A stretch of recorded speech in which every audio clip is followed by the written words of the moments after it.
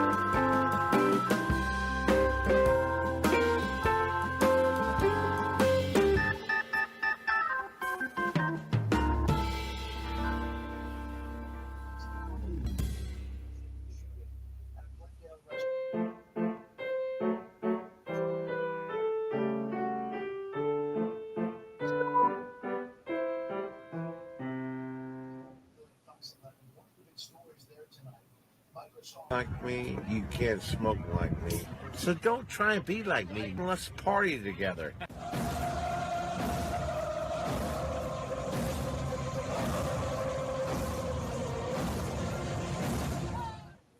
There's something kind of about a kid that's never played.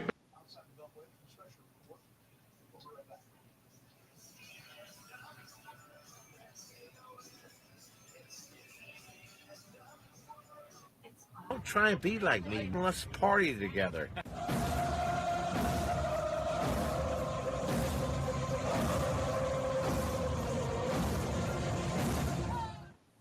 There's something kind of about a kid that's never played. Get the fuck out of here with this.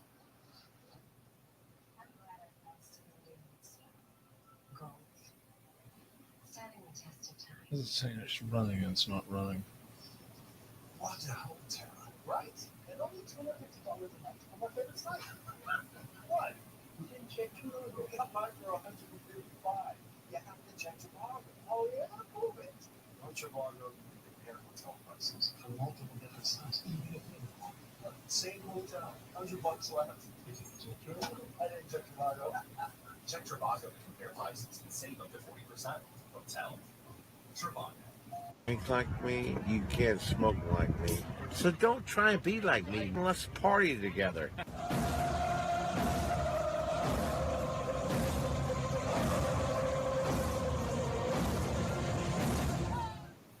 There's something kind of about a kid that's never played baseball. We have been hoodwinked, bamboozled, and flat out deceived. Why did you get so drunk? You got drunk. I'm just really exhausted. What's in that cup? Armor Cokes? Do you have any idea how important this is? We're trying to save the pub girl. Really, this is what you're doing? This is what you're doing?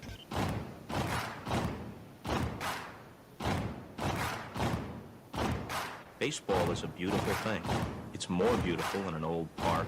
It's asymmetrical and quirky. But even in a dome with artificial turf, it's beautiful. The way the field fans out, the choreography of the sport, the pace and rhythm of it, the fact that that pace and rhythm allows for conversation and reflection and opinion and comparison. In right field, the crowd is tormenting Strawberries, singing Darryl, Darryl.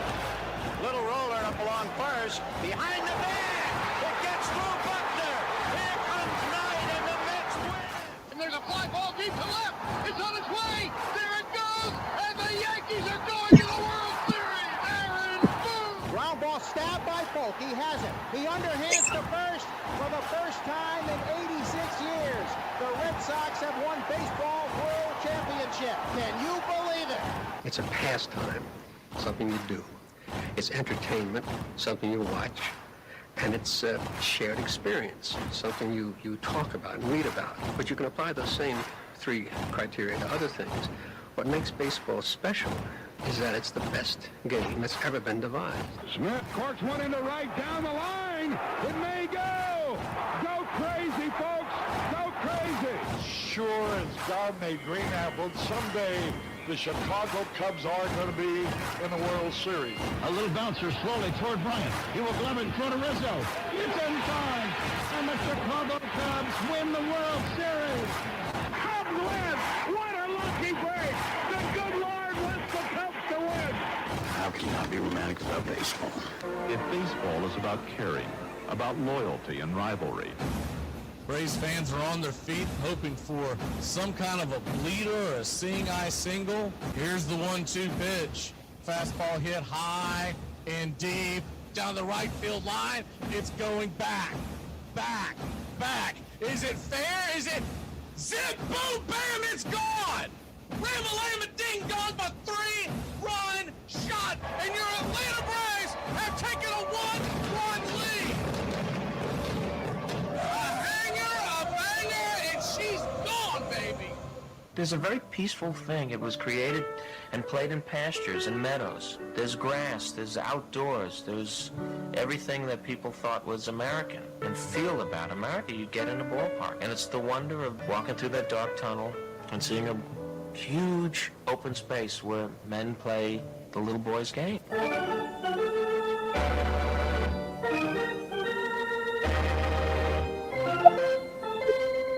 I believe in the Church of Baseball. I've tried all the major religions and most of the minor ones. I know things. For instance, there are 108 beads in a Catholic rosary and there are 108 stitches in a baseball. I prefer metaphysics to theology. You see, there's no guilt in baseball, and it's never boring. It's a long season and you gotta trust it. I've tried them all, I really have. And the only church that truly feeds the soul day in, day out is the Church of Baseball.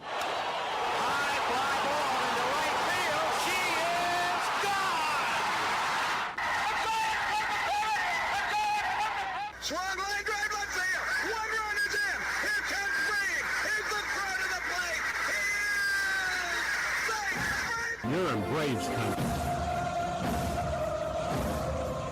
If there's a bigger thing going on right now, I don't know what it is.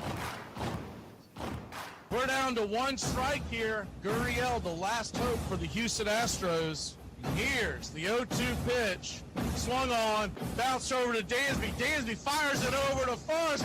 And here comes the dog pile. Fire the cannons in the battery. Do the chop all throughout Braves country. Pop that top. Your Atlanta Braves have won it all. Ladies and gentlemen, welcome. We direct your attention now to home plate. Please remain standing. We call your attention to our bands here today. They will be jointly directed. And now, another fixture. Our national anthem.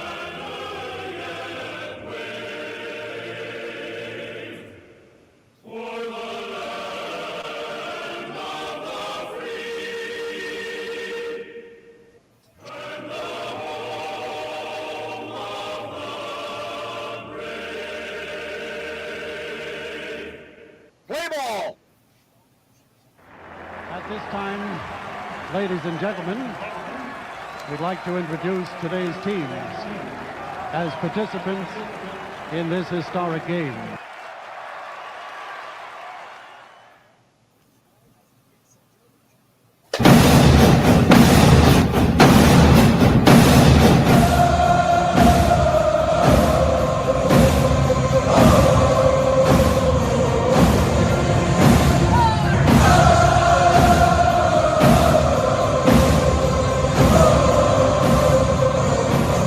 You're in Braves country.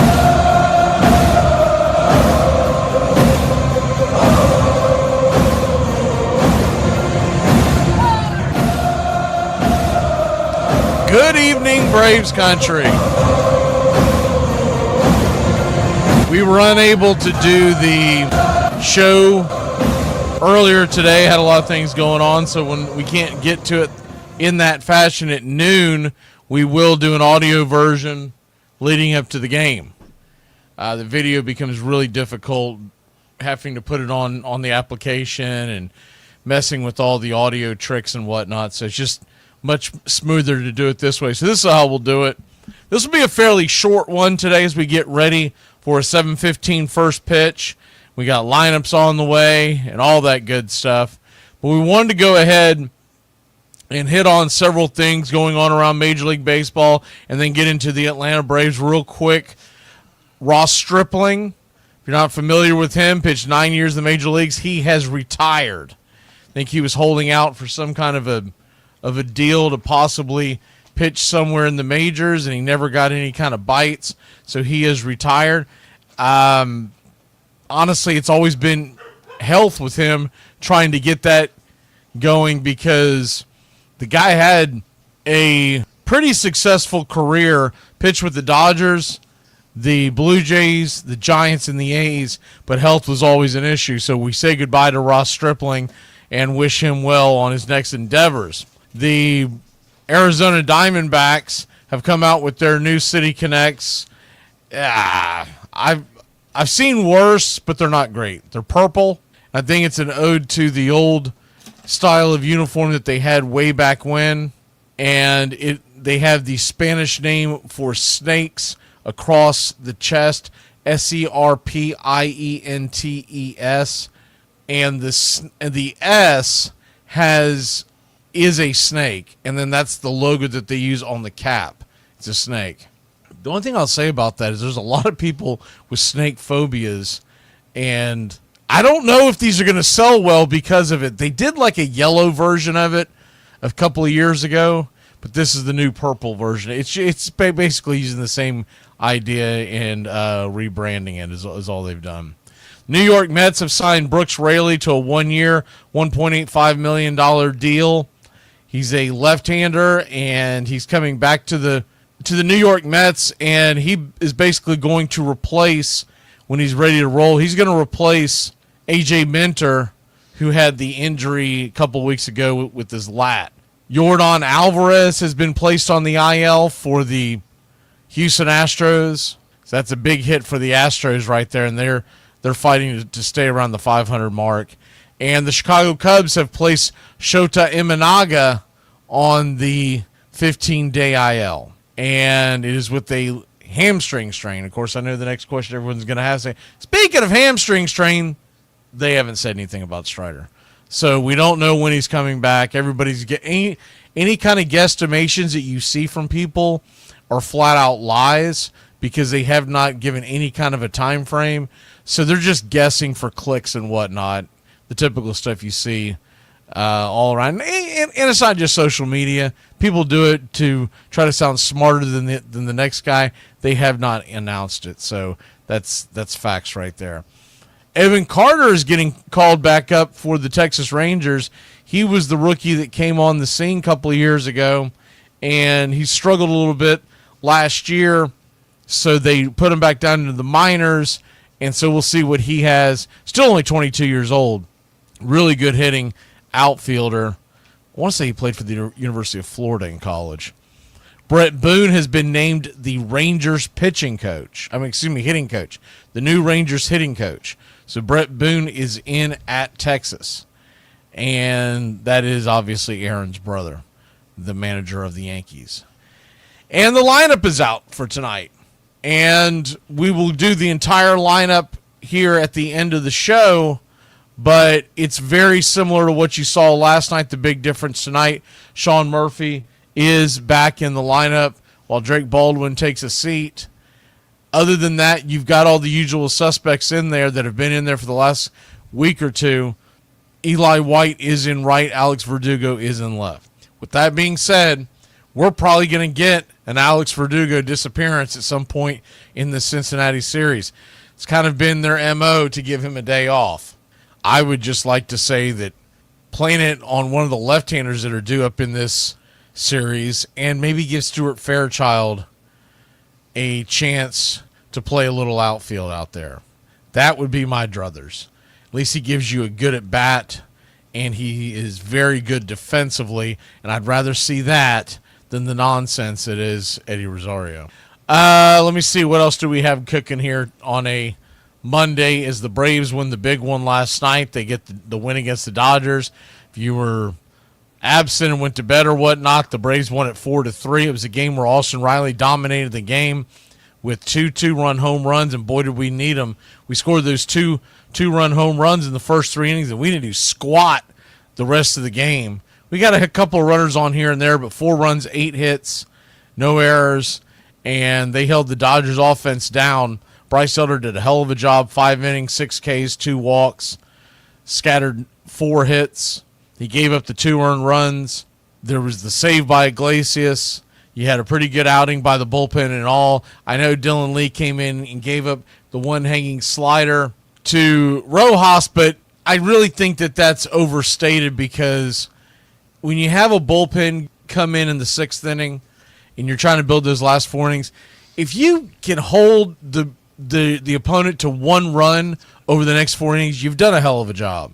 And he just had the one bad pitch that hung up there, and Rojas barely got it over the wall, and that's where they went, and they eventually went and got him and grabbed Daysbel Hernandez, and then Iglesias came in for the save, a very clean save. He did give up a base hit, but a very clean save. And all in all, in those last 4 innings, the Braves only had 3 hits. 2 were given up by Dylan Lee.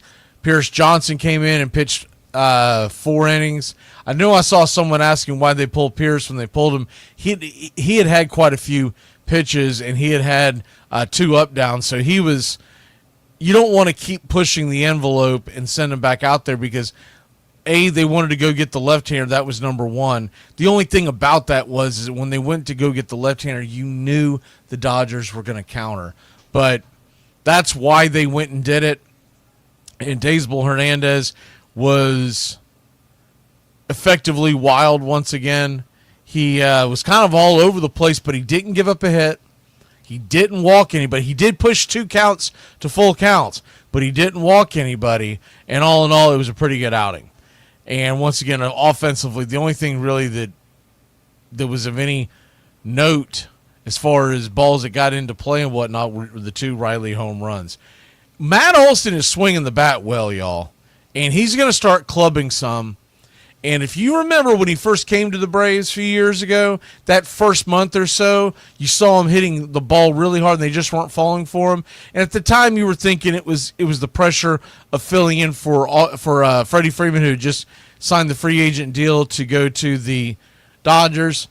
You got to realize that when those balls start falling, he starts getting a little better luck. Matt Olson is going to rake this summer. I just absolutely believe that. And if Olson gets going, it is going to absolutely be contagious because no one's going to want to put Ozuna on if Olson's raking. And, of course, Riley hitting in front of Ozuna, and et cetera, et cetera. This offense has so much upside. It's scary to think what they could do, especially when Ronald Acuna Jr. comes back. This offense could be absolutely dynamic. And I do believe they're going to get in their groove. They're off to a slow start. It was an incredibly slow start to start the season. But even with that being said, the Braves offense, you would think as bad as we started off, would have like these really low offensive rankings. They're really not. They're off to a decent start no matter what stat you look at around the league. And this is a big stretch for the Braves because we got past that Dodgers series, which we knew was going to be rough. And ironically, who would be looked as the worst pitcher to go this weekend, he got the win. Now, Grant Holmes wasn't Grant Holmes' fault. Grant Holmes pitched a great game. We just didn't give him any offense. We gave him 0 offense to work with. Grant Holmes pitched phenomenal. Schwellenbach's got to step it up. Schwellenbach has got to be more of a leader, meaning going to the bump that every 5th or 6th day and putting on a show because he is getting to that point where he's being leaned upon and looked upon as when Strider comes back as the absolute number 3 on this team. And in some arguments, the number 2. But you can't disappear in big moments, and that was a big moment that he disappeared in on Saturday. All right, looking at the series with the Reds as we go into this and realize we're coming into this as we begin Monday. You look at the divisional standings. We're 6 back of the Mets, who once again have played a very, very easy schedule.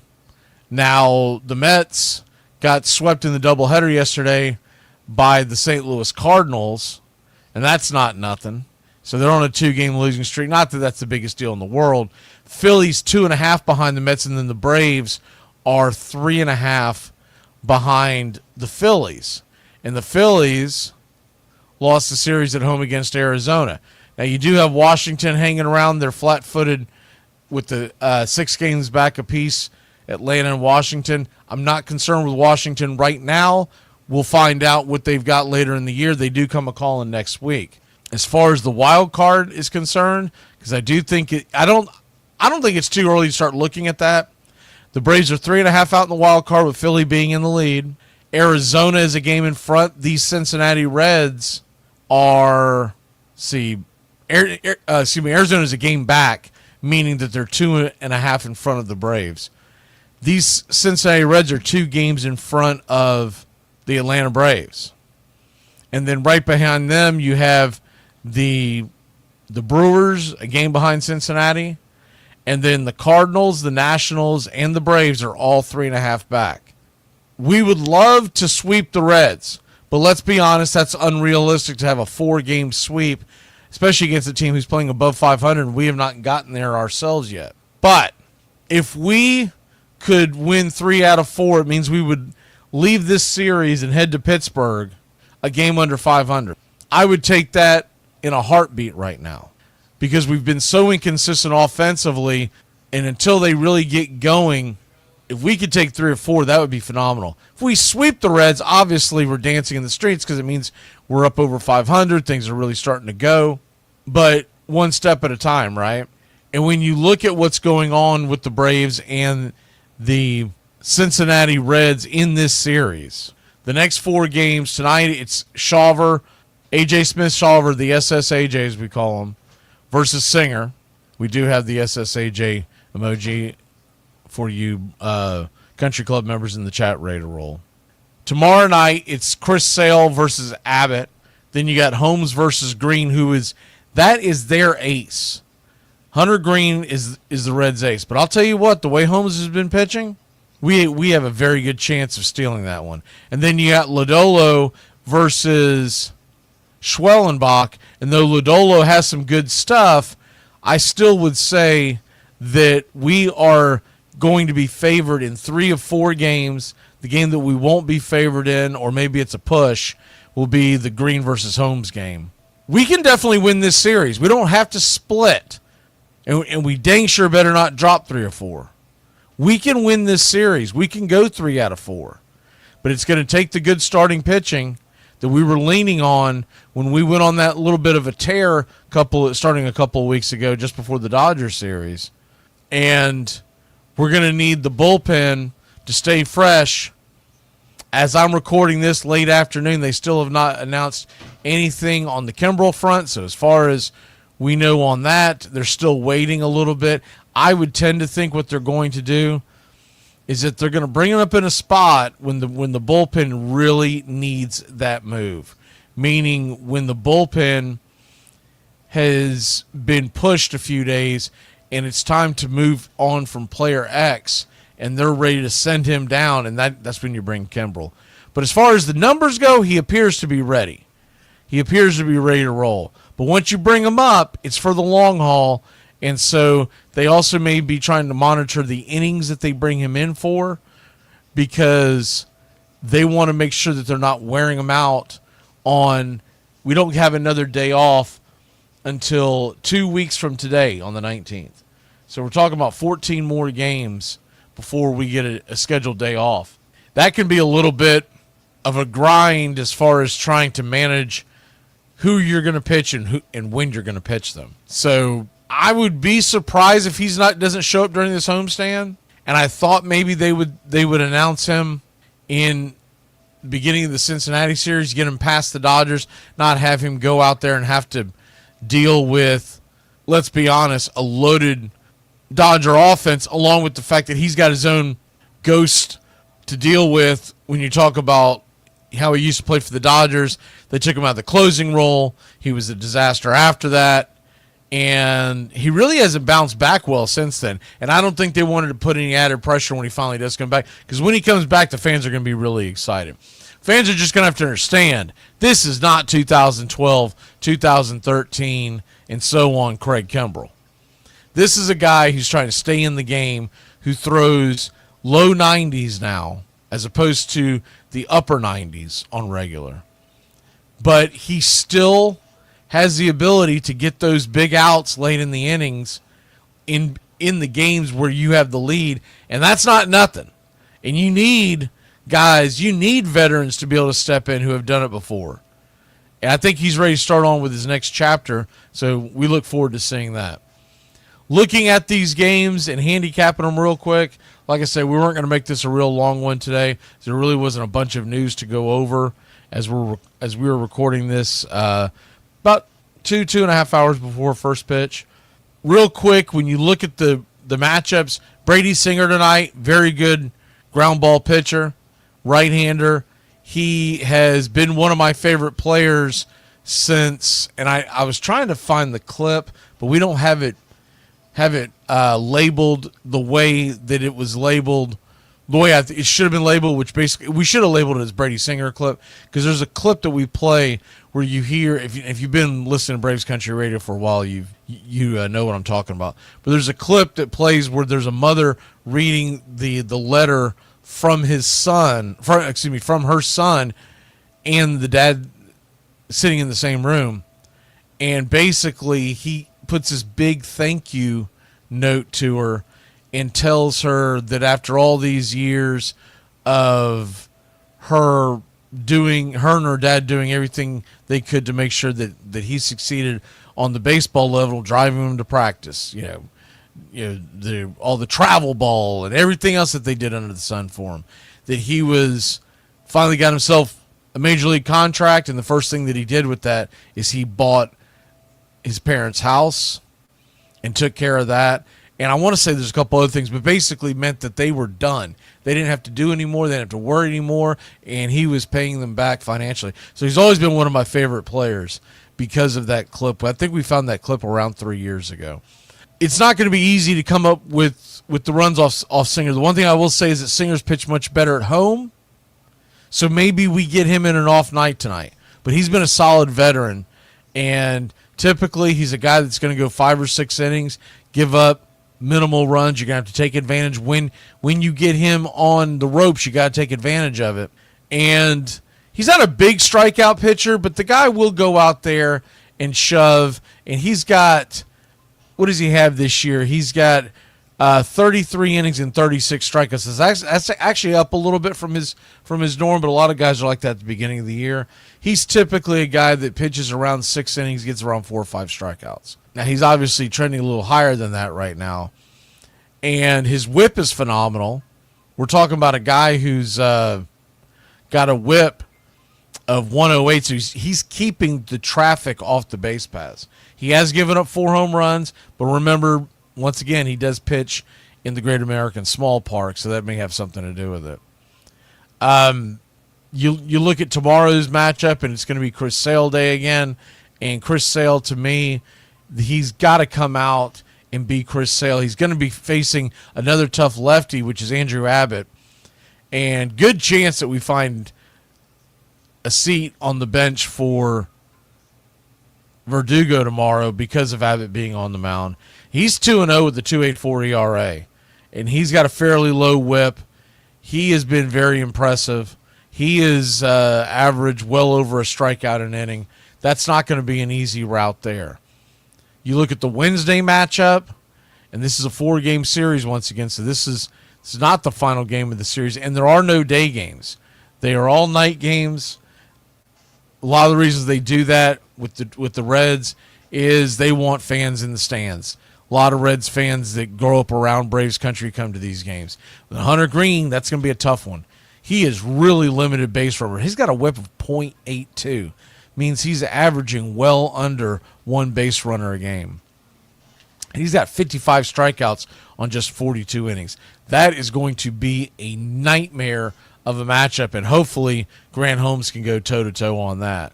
And then when you flash forward to the Thursday game, the final game of the series, before we pick up stakes and head towards Pittsburgh for a 3-game set. Remember, the Pittsburgh series, it's a night game on Friday, a late afternoon game on Saturday, and an early afternoon on Sunday. But you're going to have Lodolo, who is another left-hander. So we're facing 2 left-handers in the series.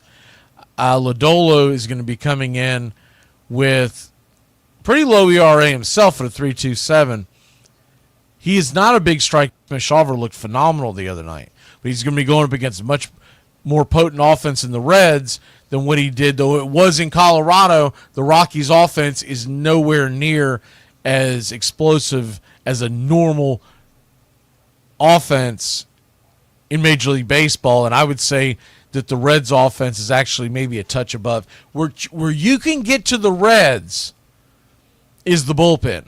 So the idea of this whole series is going to be work the count, work the count, work the count. Take advantage when they give the opportunity, and get every starting pitcher the heck out of the ball game. Because if you can get into that Reds bullpen, there are big holes there. But if you let these starting pitchers go 6-7 innings every night, we're gonna have a rough series. I'm not saying we can't win it, but it's gonna be a tough one. All right, that'll be it. We're gonna do lineups here in 1 second. Braves country, get ready for pitch by pitch, play-by-play of your Atlanta Braves. You're in Braves country.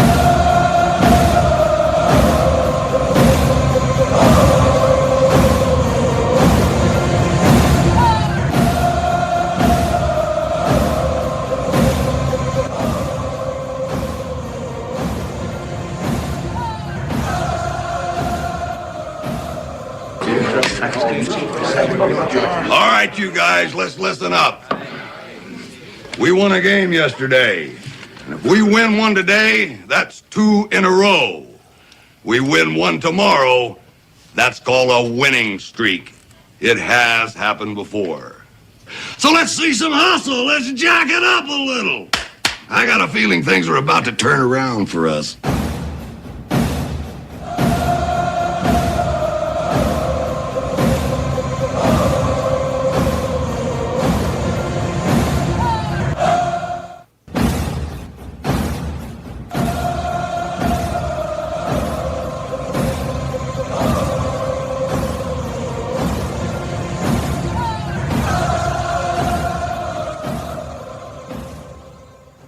On a beer? 7 o'clock in the morning. Scotch? Hey, howdy, hi, and how the hell are you? Pull up an armchair, girls and boys, and join us for Braves Country Baseball. You're listening live, and the scene is Truist Park in Atlanta, Georgia. We're set to bring you pitch by pitch, play by play of your Atlanta Braves. Hi, I'm Mac McGee. Here's your starting lineups for today's action. Leading off and playing center field for the Cincinnati Reds, TJ Friedl. 1 home run, 13 RBI, 7 stolen bases, batting .271. Batting second, playing second, Matt McClain. 4 home runs, 12 RBI, 6 stolen bases, batting .165. Batting third, the shortstop, Ellie De La Cruz. 5 home runs and a .269 average, 25 RBI, 13 stolen bases. Gavin Lux, the designated hitter, is batting cleanup. 1 home run, 15 RBI, batting .300. Spencer Steer, batting fifth, playing first. 3 home runs, 11 RBI, 2 stolen bases, batting .206. Stevenson is behind home plate. He's 3 for 10 on the year with 1 home run, 3 RBI. Fraley is in right field and batting seventh. 3 home runs, 9 RBI, 3 stolen bases, batting .216. And Espinal is batting eighth and playing third. He's got 8 RBI and a .342 average. Callahan is batting ninth and playing left. He's 1 for 5 on the year with 1 RBI. On the mound for the Cincinnati Redlegs, it's Brady Singer. He's 4-1 with a 3.24 ERA, a 1.08 WHIP, 33 1/3 innings, pitched 24 hits, 36 strikeouts, 12 walks, 4 home runs served. He's going head-to-head against the SSAJ, A.J. Smith-Shawver. Young right-hander is 1-2 with a 4.26 ERA, a 1.68 WHIP, 19 innings, 23 hits, 22 strikeouts, 9 walks, and 3 home runs served. Backing up the SSAJ in the bottom of the first inning, it's Alex Verdugo. He's in left field and leading off with a .304 average and 6 RBI. Austin Riley batting second, playing third. 8 home runs, 24 RBI, a .292 average. Batting third, the designated hitter Marcell Ozuna. 5 home runs, 12 RBI, batting .287. Batting cleanup, playing first, Matt Olson. A .222 average with 5 home runs and 16 RBI. Sean Murphy is behind home plate and batting 5th. He's got a .217 average, 7 home runs, 14 RBI. Batting 6th, playing second, Ozzie Albies. 5 home runs, 14 RBI, 5 stolen bases, batting .242. Batting 7th and patrolling center field for your Atlanta Braves, it's Michael Harris II. He has 3 home runs, 19 RBI, 7 stolen bases, and a .220 average. Batting 8th, playing right, the Book of Eli. Eli White has 2 home runs, 8 RBI, 2 stolen bases, and a .304 average. Batting 9th and playing short, Nick Allen. A .268 average with 7 RBI and 5 stolen bases. Calling balls and strikes behind home plate tonight, it's Chris Segal. Your first base umpire, Alec Mackey. Second base will be manned by Alan Porter, and down the third base line, it's Brian Walsh. Game time temperatures here at Truist Park are expected to be around 66 degrees at first pitch, with the wind blowing right to left at about 7 miles an hour. Not much of a chance of rain, so we should be good to go for game number 1 of this 4-game set. Our pick to click tonight for your Atlanta Braves, it's hard to go against Sean Murphy. He's 5 for 8 lifetime with 2 home runs against tonight's starting pitcher, Brady Singer. A couple other guys to keep an eye on, Matt Olson, who's 2 for 7 in a homer, and Verdugo, 3 for 10 in a home run. Austin Riley has only seen tonight's starting pitcher 3 times, but he does have a home run. Keys to the game tonight, get Brady Singer out of that game and get into the Cincinnati Reds bullpen, which ranks in the bottom third of major leagues. They're ranked 10th in the National League. Hopefully there's no ill effects from that comebacker on the SSAJ, and he can go out and give us 5 or 6 strong. Put your click in the chat, slap that like, and let's get ready, Braves Country. We'd like to thank everybody for choosing Braves Country Radio, and a special thanks to all the country club members. Please like on your way in and subscribe, set those alerts, and share Braves Country Radio to help build the crowd so we can continue to bring you the classic call of Braves Country Baseball. Well, it's about that time. Grab you a cold one. Find you an armchair. Atlanta Braves Baseball right here on Braves Country Radio. Your modern-day superstation is in its 5th season of bringing you pitch-by-pitch, play-by-play of your Atlanta Braves and our one-of-a-kind production. Take us anywhere you go for over 170 Atlanta Braves ball games. Please like and subscribe today. Join the Country Club. Thank you to all the Country Club members. You help support Braves Country Radio. Get this bus moving. Stop. Come back. Too late. Roll call! Yeah, roll call! You're in Braves Country.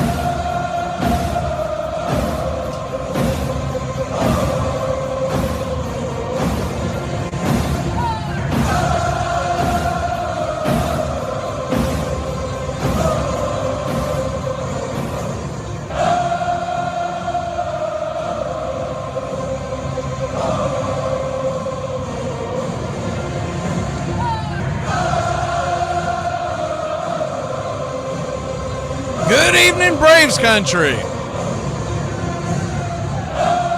See who we have in here in the chat tonight as we get ready for the Cincinnati Reds. I see Jameson, K, Uncle Charlie Fritz, Justin Green Machine, Robert, C.T. Townsend, CSC, Daniel Berry, Hellion, John. Yes, Doogie is playing CT.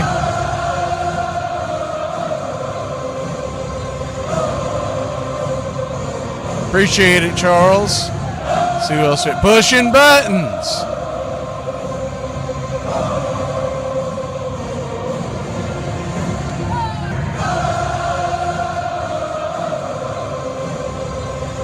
Southern guy. I see Miriam. Carrie. Our honorary Braves Country Reds participant. Who else do we have in here? Joyce is in here, all the way from Mexico. What you talking about? Willis Mathis is in here tonight. Brian Andrews, B.A. Baracus. Baseball King. Mark Ricky Ricardo. Jack Baseball.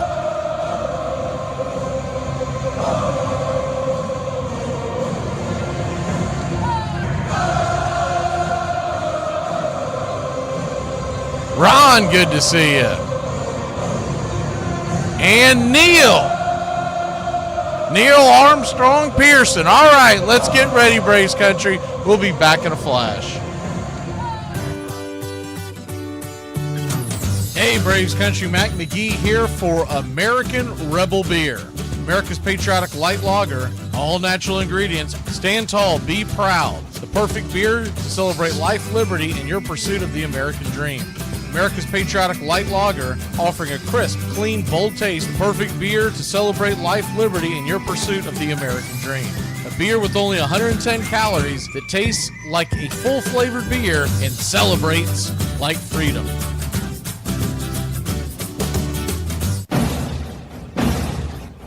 Hey, Braves Country, this is Mac McGee with Braves Country Radio. We are bringing you pitch by pitch, play-by-play of your Atlanta Braves all year long. Join the Country Club today. Help support Braves Country Radio. Join the Country Club today. It helps us bring you more of the game we all love. Braves Country Radio, your home for the classic call of Braves Country Baseball.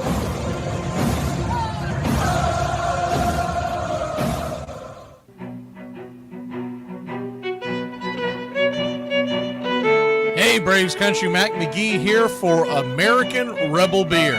From the mountains to the prairies to your pint glass with white foam, we're bringing back beer with a backbone. All that matters in our brew is taste and a touch of American excellence.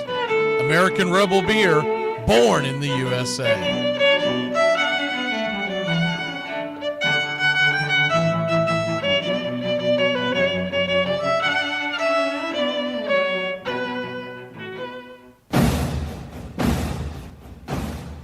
Ladies and gentlemen, we interrupt our program of dance music to bring you a special bulletin from the radio news. Sit quietly and we will control all that you see and hear. There is nothing wrong. You are about to participate in a great adventure. You are about to experience the awe and mystery. You unlock this door with the key of imagination. Beyond it is another dimension, a dimension of sound, a dimension of sight, a dimension of mind. You're moving into a land of both things and ideas. You've just crossed over into Adventures in Time and Space. We offer you Braves Country Radio, your home for the classic call of Braves Country Baseball. Hi, folks. Join us now for another Braves ball game. Yes, sir. This is the one we've been waiting for. This is it. This makes you feel like it's spring and baseball. No more measles and free tickets to the circus. You're in Braves Country.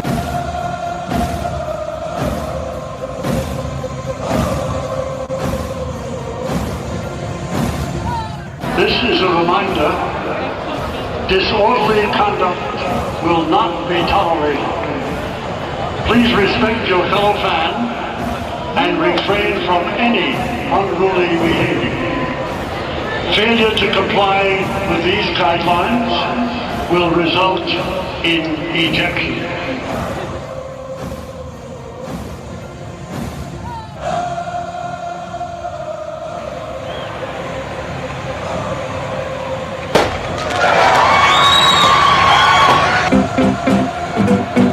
Welcome to the Country Club, Tyler, via Charlie Fritz. Uncle Charlie. Good to see you, Nathaniel Brooks. I don't think I saw you in the pre-chat, so I want to make sure I say my hellos to everybody. Salutations. Let's get ready to win ourselves a series. We got 4 games, so we need 3 W's to get a win. It's not going to be easy. This Reds team's played a little above what expectations were. And they've got a solid roster, but also I just think Tito's one of the best managers there is.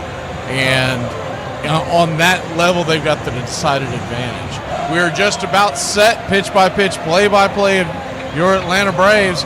And yes, sir, it is baseball time in Braves country. First pitch on the way from A.J. Smith-Shawver is a P at the knees to Friedel. It's 0-1. The 0-1, 97 inside. Four-seam fastball, 1-1. We hope not to see any ill effects as the 1-1. Swing, chops it over to first. Olsen has it. He'll step on the pillow, and it's G3 in your scorecard, 1 away. We hope not to see any ill effects of the comebacker that hit AJ in the arm when he was cruising in Colorado the other night. 1 down, and that'll bring McClain to the plate. This Reds offense, they have some pretty good bats. He's going to have to dance his way through danger all night long. Righty-righty matchup, first pitch on the way. Swing and a miss. 96 mile an hour fastball. It's 0-1. The 0-1. A.J. Smith-Shawver lifts his light blue glove. Brings it. 96 right down the track. It's 0-2. Braves are wearing their home whites tonight. The classic Braves across the chest. Red piping down the center. The 0-2. Inside splitter. Just misses. High and inside. 1-2. They have red Braves across the chest. Tomahawk underneath. Yellow striping on the handle. Outlined in navy. The 1-2. Slider misses high. 2-2. Red numerals on the back. Outlined in navy. And the names in navy across the back. And that is across the back for A.J. Smith-Shawver as it rainbows across his entire back. The 2-2 pops it up. 97 mile an hour. Out of play. We'll do it again.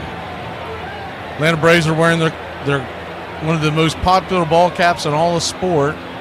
Blue cap, red bill, with the white A representing the city of Atlanta. Cincinnati wearing their road grays today, top to bottom. The 2-2. 82 inside splitter misses. Ball 3, 3-2. Cincinnati across the chest outlined in white, shadowed by black behind it. Same thing with the numbers on the back. Red ball caps with the white C representing the city of Cincinnati. The payoff pitch is inside. He's not giving any room inside. Home plate umpire Chris Segal. And it's a 1-out walk to start the game. That one looked pretty close. May have been a touch inside. He's definitely not giving the wide strike zone that we got last night from home plate umpire. 1 on, 1 out. Nelly De La Cruz, their most dangerous batter, comes to the plate. First pitch. Curveball misses outside. It's 1-0. What you'll see is a 4-pitch mix from Shawver. A 4-seam fastball at 38% of the time. A splitter at 36% of the time. And then a curve at 17%. The 1-0. Swing, comebacker up the middle. Play is made by Allen. He'll flip it over to first. No chance to get the runner Friedel. I'm sorry, not Friedel. McClain heading down to second as he was in motion the moment the bat struck the ball, and there was no one covering second as Ozzie was playing Ellie to pull. So they'll get the go-ahead run in scoring position with 2 away. Braves around the infield tonight. You got Riley to Allen to Ozzie to Olsen on the 5-6-4-3 around the horn. Smurf is behind the plate as the first pitch to Lux is down and in. It's 1-0. Gavin Lux, 1 home run, 15 RBI, batting .300 with an .807 OPS. The Braves outfield fans out as Verdugo to Harris to Eli. That's the 1-0. Misses high. Ball 2, 2-0. 2-0 count. Infield is back into the right, playing Gavin Lux, the left-handed bat, to pull. XLA Dodger digs in. Pitch. Splitter down and away. Did he go around? He did not. 3-0. Standing on deck is Spencer Steer.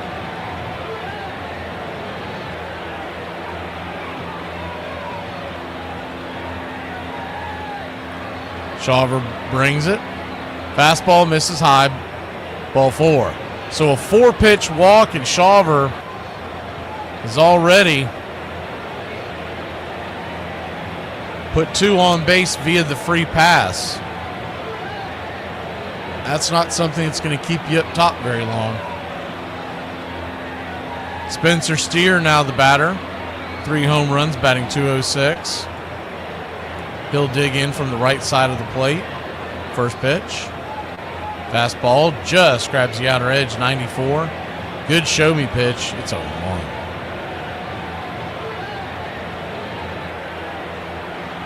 The 0-1.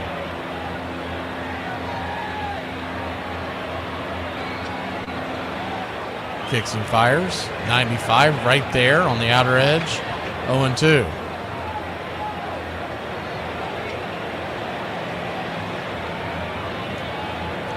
No 2 count.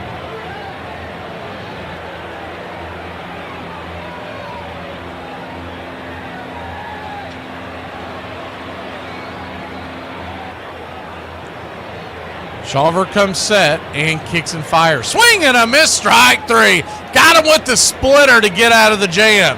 So he walked 2, but he danced through the fire. We'll be back in a flash here on Braves Country.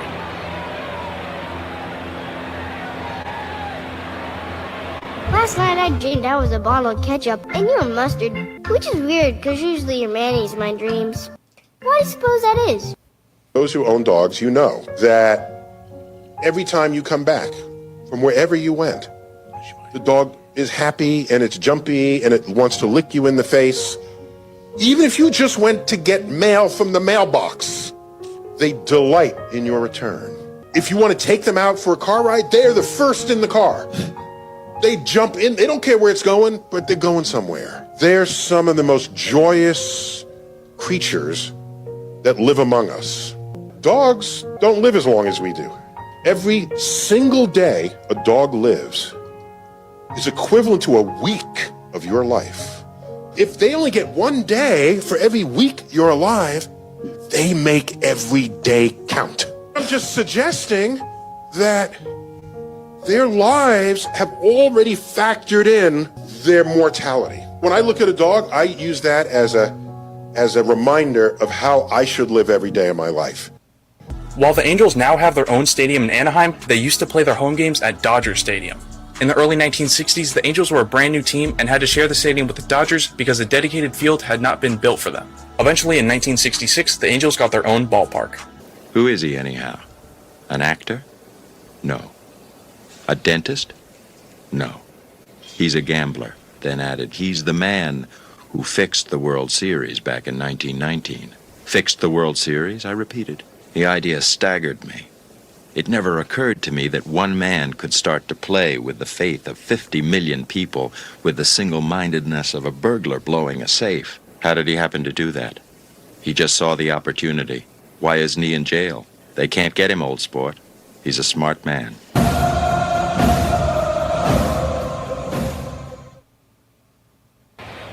Welcome back. Alex Verdugo leads us off. First pitch from Brady Singer is a sinker right there at the knees. It's 0-1.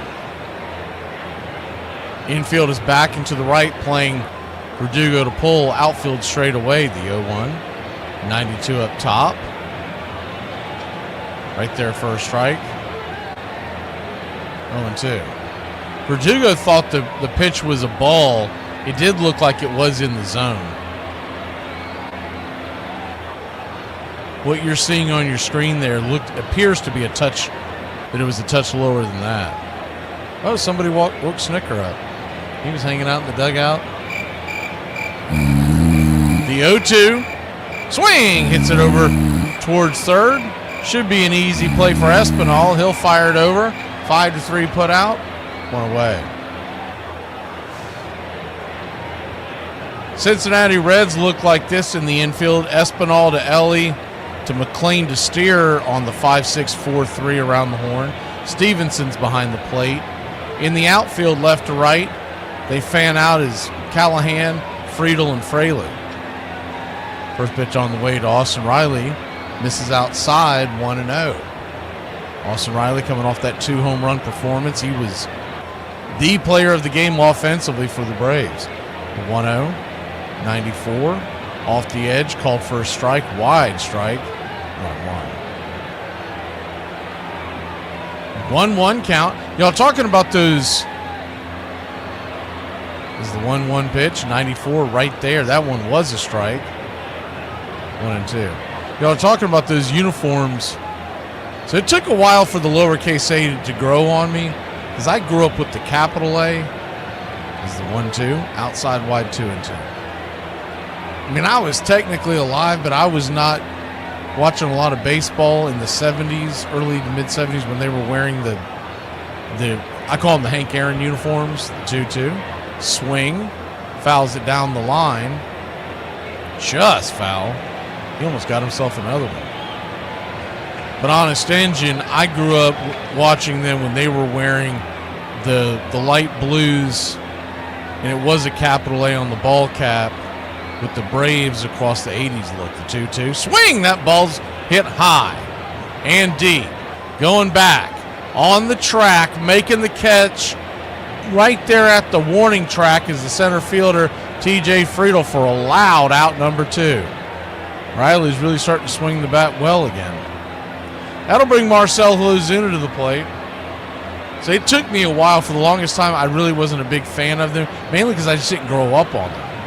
But when you know that every time you see it, you think of Hank Aaron and whatnot, which is just before my time, I've grown to appreciate them. But the 80s look is the one that I really like, only because it's what I grew up on.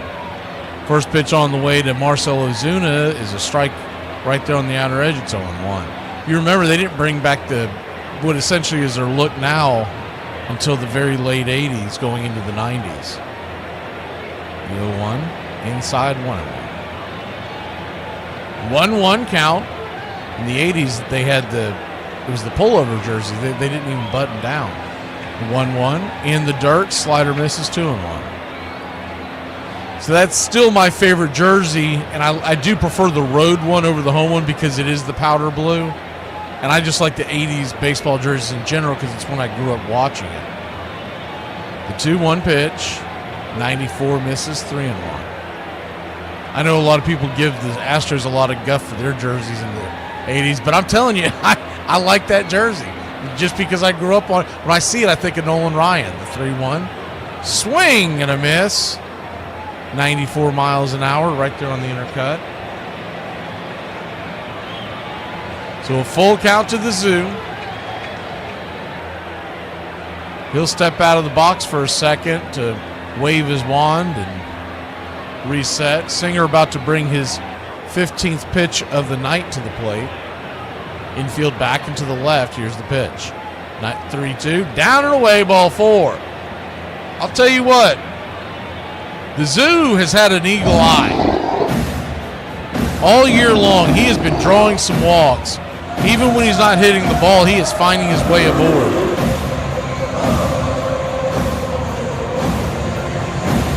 Imagine how dominant he would be if he had speed too. If he could fly around the bases every time you walked him. I know a guy like that. He should be off the IL in the end of the month. First pitch on the way to Matt Olson. It's high and inside for a ball. It's 1-0.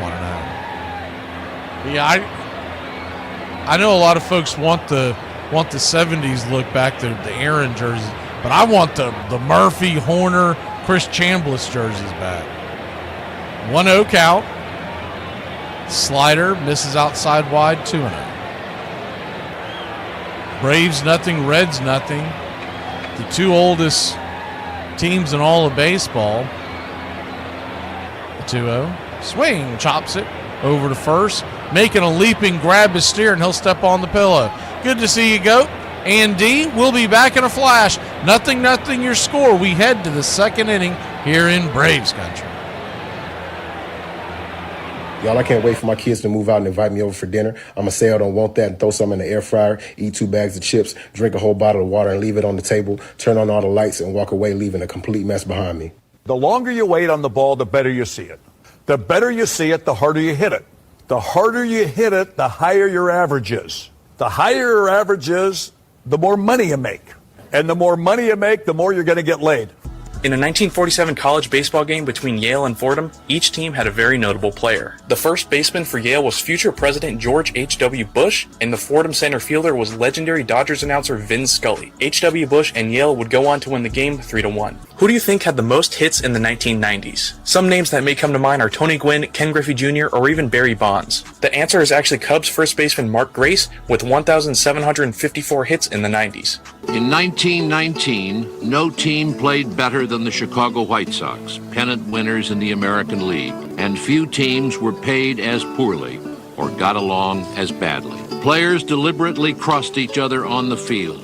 During infield practice, no one threw the ball to second baseman Eddie Collins, Chicago's highest-paid player, all season long. Teammate Chick Gandil had not spoken to Collins since 1915. "I thought you couldn't win without teamwork," Collins said later, "until I joined the White Sox. Yet somehow we won 100 games and the pennant that year." The White Sox were heavy favorites to beat the better-paid but far weaker Cincinnati Reds in the World Series. The Chicago owner was the old Roman, Charles A. Comiskey, himself a former player, but now among the game's most parsimonious executives.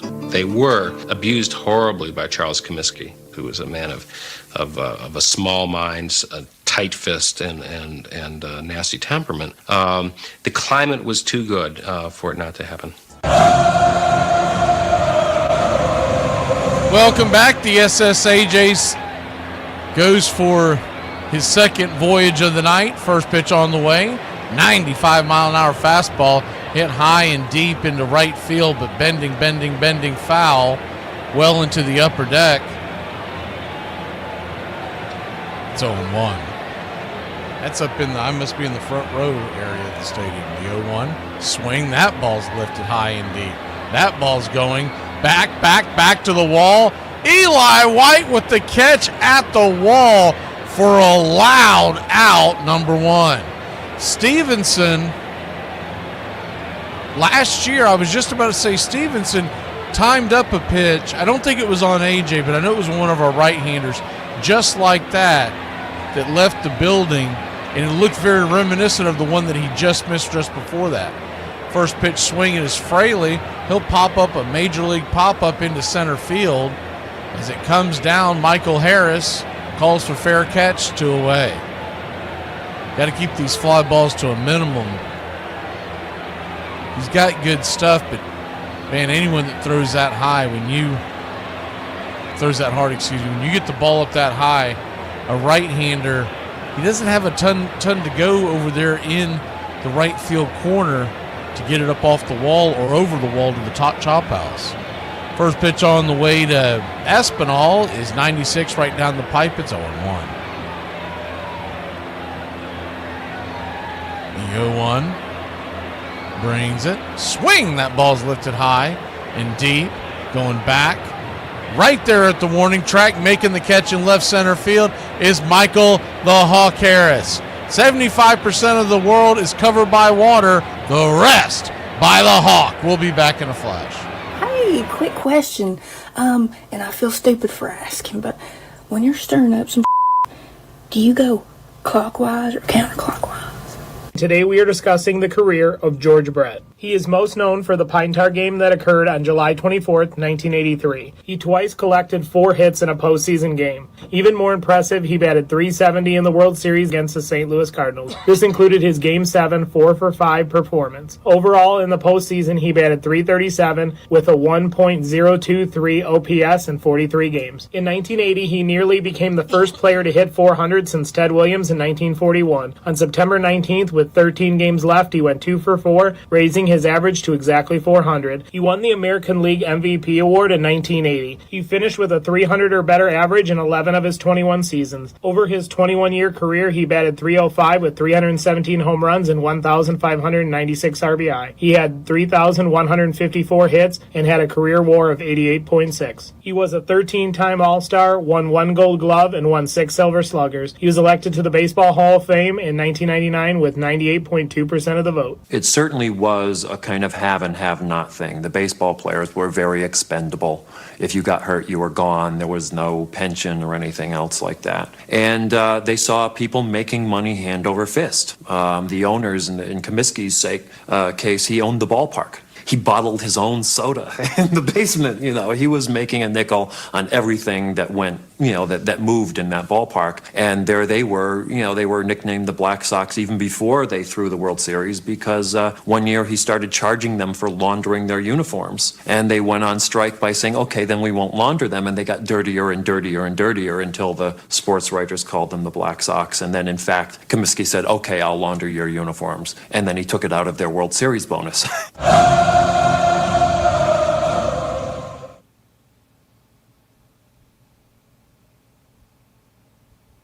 Welcome back. Sean Murphy leads us off to start the bottom of the second. First pitch from Singer. Whistles in for a strike at the knees. 93 miles an hour. It's 0-1. The 0-1 swing chops it over to third. It's going to be an easy 5-3 put out. One away.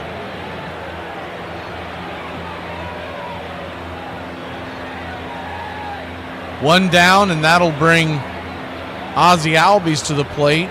Michael Harris will move to the on-deck circle. Grab the weight and put it on his back and get ready. If they can keep the line moving, Eli White is in the hole. Ozzie from the open stance on the left side. First pitch misses outside. It's 1-0. The 1-0. Swing. Hammers it foul down the line. 1-1.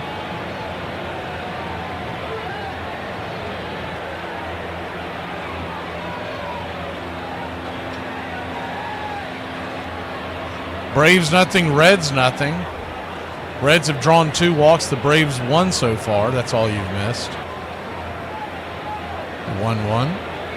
Swing! That ball's lifted high into right field, but it'll die right there just before the warning track for a long out number 2 by Ozzie Albies.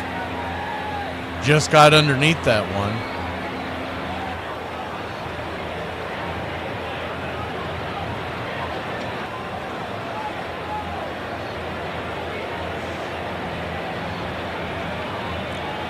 Two down. Michael Harris, the second, your batter.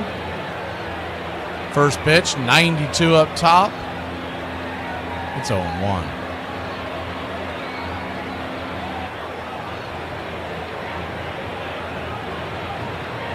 The 0-1. Misses. 1-1. Michael Harris batting just .220. I still think if they leave him down in the order, you'll see that batting average get up much higher. The 1-1. Swung on, chops and foul, 1-2. They keep messing with his mindset. It's a much different mindset if you're sitting around the 6th, 7th area as opposed to the leadoff position. And just about the time he starts to get into a groove, they bounce him up there at the top. There's really no need for it.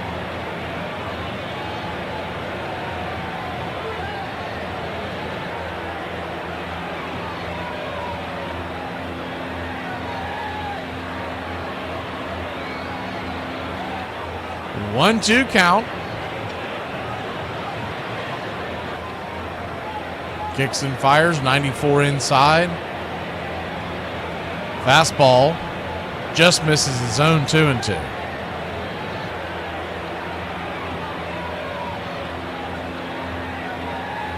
The 2-2. Caught looking, strike 3. 93-mile-an-hour fastball right down the pipe, and he couldn't pull the trigger. We'll be back in a flash. 0-0 your score. We go to 3 here in Atlanta. Hey, just a reminder, Drugs don't ruin careers. Drug tests do. Larry Bird never had a bad season. 3-time MVP consecutively. Only player in NBA history to do that. Only small forward to average 10 rebounds for his career. He's the only one. No flaws in his game. His peak was incredible. 24, 10, and 6 are his career averages on damn near 50, 40, 90 shooting splits.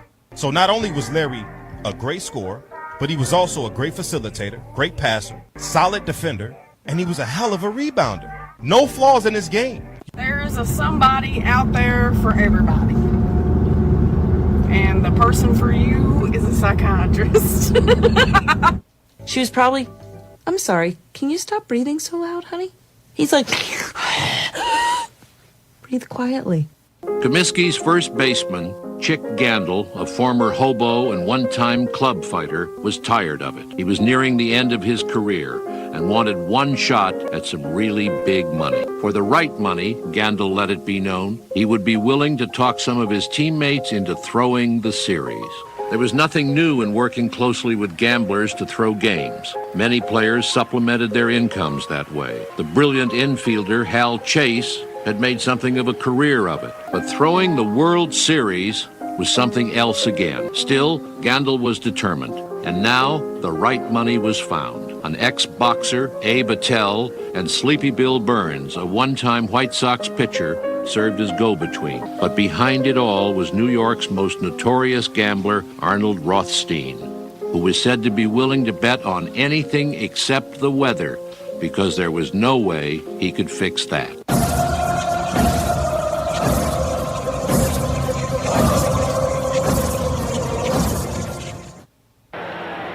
Welcome back. A.J. Smith-Shawver fires a bullet for a strike to start off the third inning to Callahan. It's 0-1. The 0-1. 80-mile-an-hour splitter off the edge evens it up at 1-1. 1-1 count. Kicks and fires, swing, drags it over to first. Olsen will flip it to Shawver, who steps on the bag. 3-1 put out, one away. Little Braves history for you on this date, 1929. The first time ever the Boston Braves play a Sunday home game. Milt Gaston with his brother Alex behind the plate.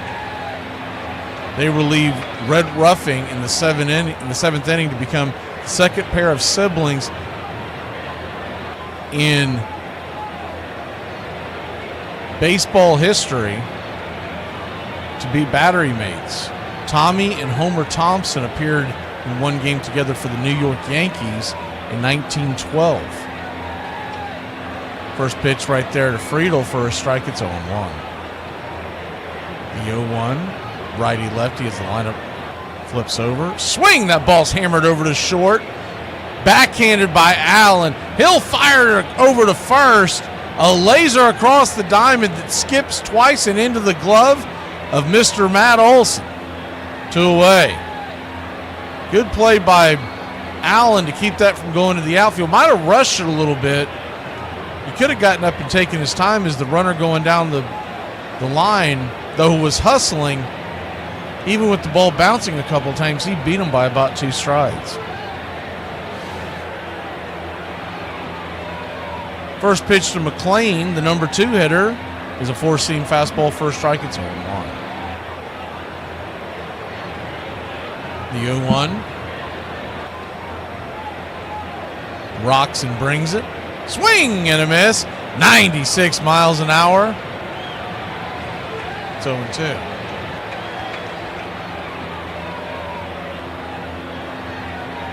So an 0-2 count.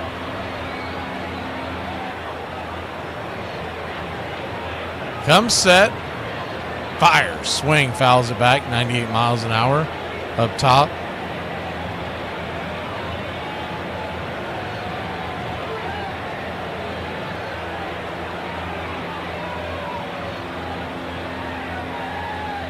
Braves nothing. Reds nothing. The 0-2 in the dirt. Misses 1-2. 1-2 count. Comes set. Splitter. Tried to get him to chase. 2-2. A.J. Smith-Shawver is at 34 pitches, so pretty good on that front if he can get out of this inning quickly. You typically want to be at 45 or less at this juncture of the game. So he's 10 in front, the 2-2. Curveball misses high, ball 3-2. 3-2 count.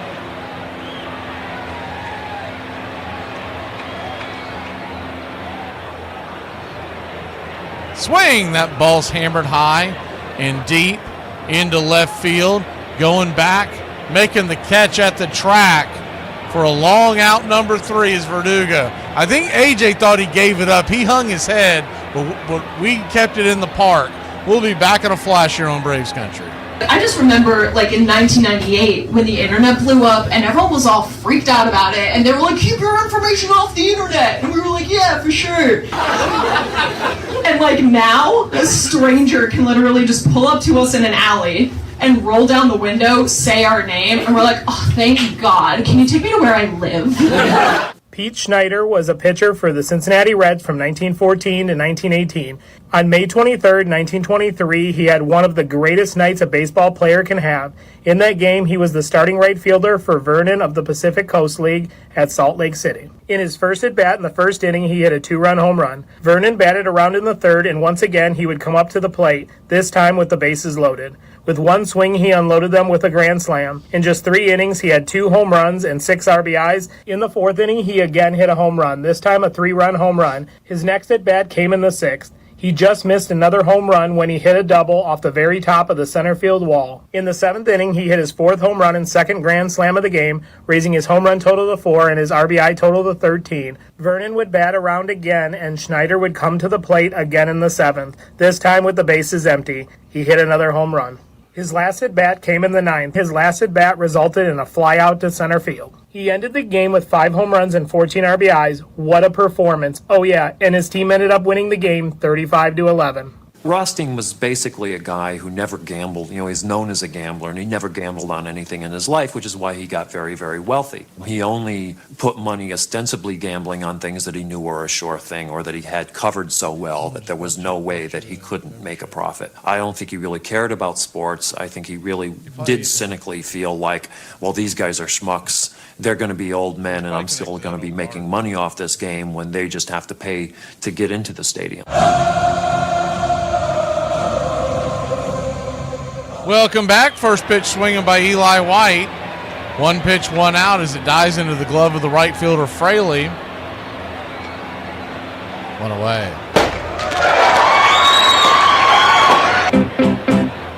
Welcome to the Country Club via James Hagan.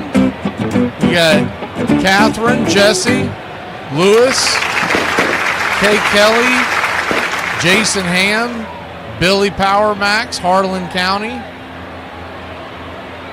Static, Jake, and Robert Smith. I believe Southern Guy joined the Country Club as well. As the 0-1 pitch to Nick Allen.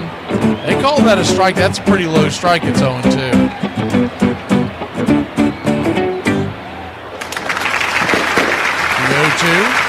93 misses out of the zone.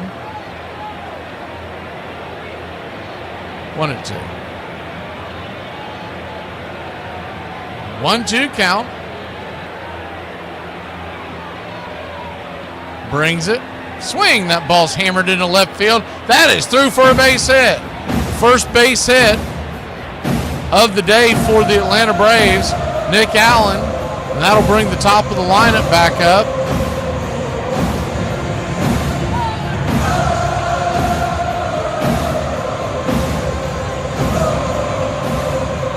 Good hard hit ball sent past the diving glove of Ellie De La Cruz.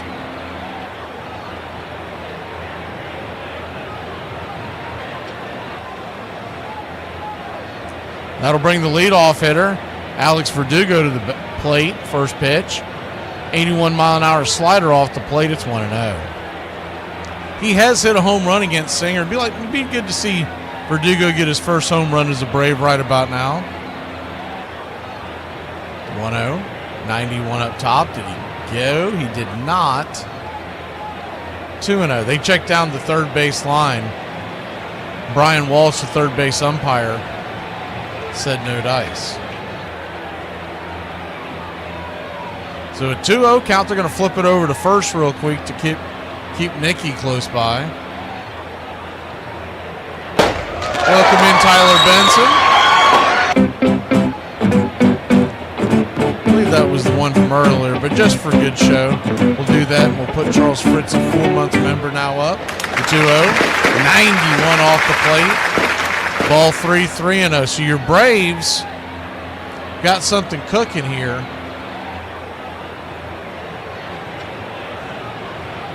Runner on first, 1 out, the 3-0. Taking all the way, and that was a pitcher's pitch. Good take by Verdugo. Unless you're stepping in that direction, you're going to be chasing something that he wants you to hit. The 3-1 from Singer. They set up outside, right down the pipe. 3-2. Sinker, same pitch. That one was a little closer in. You kind of would have liked to seen him swing at that one. So a full count will set the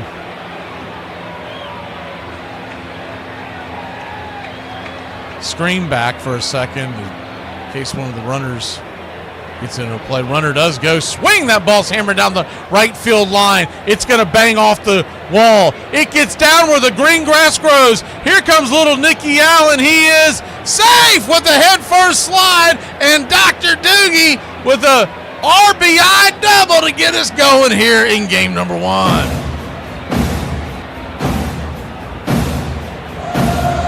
What's going on? Blood pressure's coming up. The pulse is getting stronger.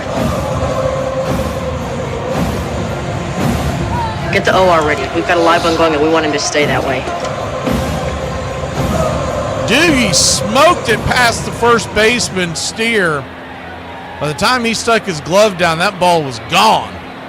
And it skipped inside the white line, and Allen, who was already on the move, he scored with ease. First pitch on the way to Riley is right there for a strike at the knees. It's 0-1. Alex Verdugo stands at second. 1 out.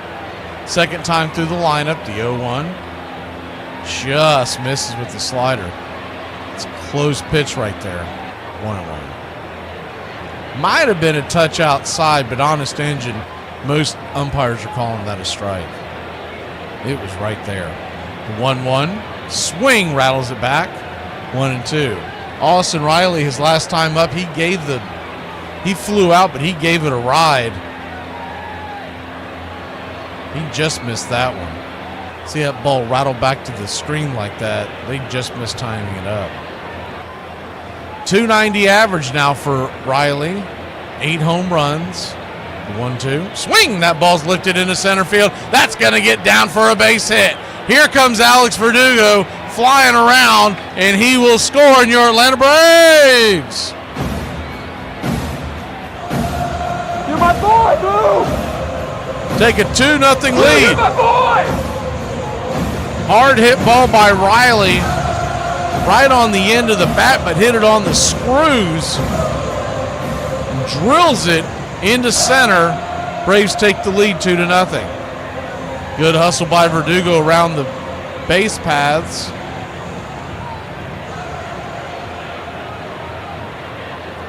Marcell Ozuna, who walked his first time up, climbs into the batter's box. Catcher Stevenson goes out there and has a quick powwow with him. Now he's back behind the plate. Righty-righty matchup. First pitch. Down and away to Marcell. It's 1-0.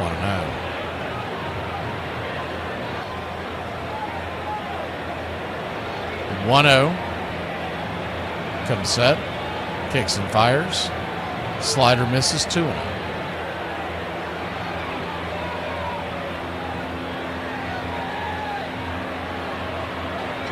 Two-0 count.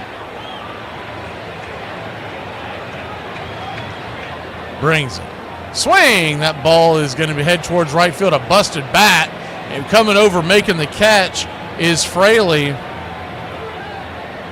for a long, loud out number 2. That bat shattered in half, and he still got it almost all the way down the line. I think if that bat stays in one piece, we might be talking about a dinger.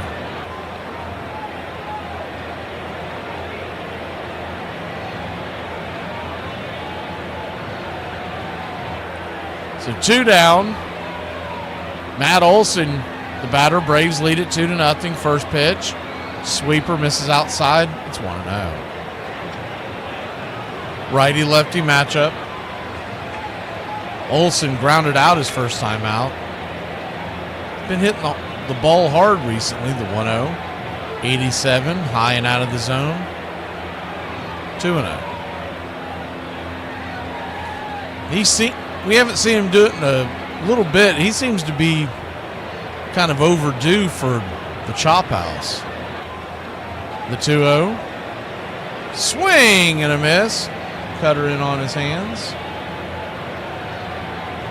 2-1. It's funny, I never noticed it before with Olson, but he's got that alfalfa Travis Dardude thing going on with his helmet again. The 2-1. Swing, fouls it back out of play, 2-2.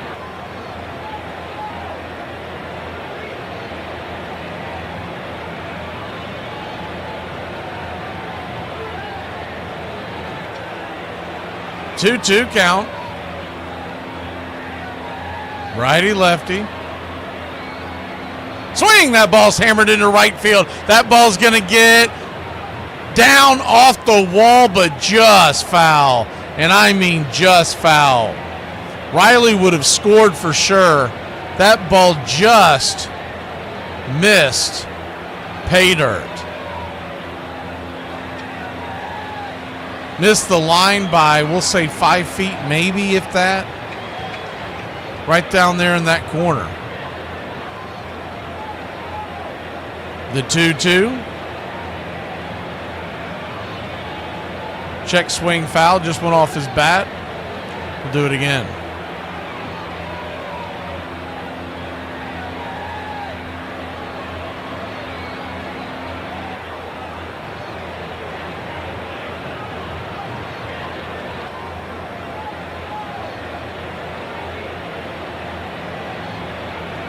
Two count. 92 miles an hour inside. Full count. Braves 2, Reds nothing. Bottom of the 3rd inning. The payoff pitch, Riley goes. Swing, just got a piece of it. He'll stay alive. Maybe a stitch or two over the top just to knock it into the dirt. He didn't get it by much, but just enough to stay alive. This will be the 9th pitch of the at-bat. A full count once again, and Riley, he's getting his runs in. The payoff pitch, swing, lifts it down the left field line, running and making a diving attempt. The ball came out, man. The player is hurt. Riley's going to come home to score, but more importantly, Callahan is holding his wrist. Olson comes all the way around to scores. It took them forever to call time. See if that holds up. Have to see another play on that. The Reds want to challenge it. They think he caught the ball. Callahan slammed into the wall, and I believe it's his right hand in the wrist area is where the injury took place. We'll see if they considered it an out or not. Haven't seen a good replay yet. It appeared that he went into the corner to make the catch, slammed into the wall, and the ball popped out. Getting another look over here, I think he's going to get the catch. I'm seeing the replay. Yeah, I'm seeing the replay on the Cincinnati side, and he caught it, and it wasn't until he came to the ground and started to flip the glove off that the ball kind of popped out at the end. The old school rules would have dictated that that was not a catch because you had to transfer it, but they don't go by that anymore. He held on to it when he slammed into the wall. That about did it. And Callahan's getting a standing ovation from all the fans in the stands. Man, that's a nasty, nasty looking injury. Hopefully he's okay, but it looked like he might have broke something. I mean, he plowed into that wall. They'll take him out of the game. He's heading to the dugout. Olsen and everybody's waiting to hear a confirmation, but I don't see how they don't overturn this.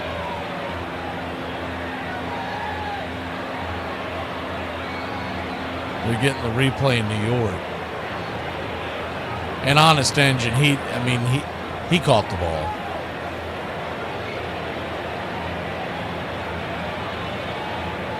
Here we go. Alan Porter is going to call it safe. Wow. He's going to call it safe. Is Olsen being given a home run? The call stands? Wow. That is a shocker. That is an absolute shocker. We'll go ahead and play the clip, but I'm telling you right now, that's a questionable one.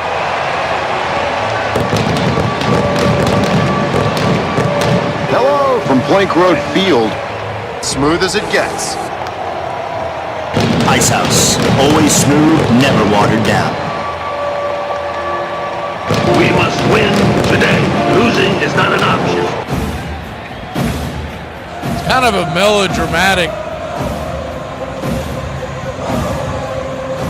celebration because it's so... The only thing I can think is if they believe that he was bobbling the ball when he went to the wall, never had control of it, then I can understand it. But from the vantage point that I saw, and not to mention the fact the Braves always get screwed out of these deals, I just assumed that they were going to overturn it. Alan Porter's going over talking to Tito right now. One thing I'll give Tito props for, at least he went and talked to the damn managers and said, what the hell, what was the call? So that's going to be a 4-0 lead for the Braves. And, of course, now the big picture is Callahan. By the way, it's spelled with an I, so it's Callahan, not Callahan. I don't believe I've ever seen that spelling before. When I was writing down the lineups today, I had to do a double take because I thought I'd seen it wrong. First pitch to Smurf after all that is in the books is outside wide for a ball. It's 1-0. Righty-righty matchup, the 1-0. Brings it, swing, chops it, over to short. That should end the inning. Ellie over to Fraley, a 6-3 putout. But not before your Atlanta Braves. Might have been a bit of a gift call, but we got the call. We'll be back in a flash. 4-0 your score. The Atlanta Braves put 4 on the board, all here in the third. Here I was thinking I was copping some straight up gas, but now I'm looking at it, and it is obvious that I have been gas-lit, dude. Because that is not good. You know what I'm saying? I wanted to get lit off that gas, not gas-lit. I just came to the realization why I'm single. Every guy that I'm like, oh yeah, he's attractive, but I see their wives and they just look like so, like, you know, like, not like this. I pretend my tattoos are gone. Dude, I look crazy. Like, that's why guys don't want to wife me up. And I just come to this realization today. Shut up, Frank! Shut up! Let's go! Christ, I've been sitting here for 9 innings with you! Oh, they lose 1 game! They've lost 5! They've lost 5 out of the last 6! They're falling apart! The Braves never lose! Armchair. The proposition to throw the World Series was first brought to me in New York City in front of the Ansonia Hotel. Chick Gandil came to me and said he wanted a conference. He asked me if anybody had approached me on the 1919 World Series with the purpose of fixing. I told him not yet. He asked me if it was fixed, would I be willing to get in and go through with it. I told him I would refuse to answer. right then. Lefty Williams. Gandil recruited 6 teammates. Pitcher Claude Lefty Williams. Outfielder Oscar Happy Felch. Third baseman Buck Weaver. Shortstop Swede Risberg. Right-handed pitcher Eddie Cicotti. And the idol of schoolboys all over the Midwest, Joseph Jefferson Jackson.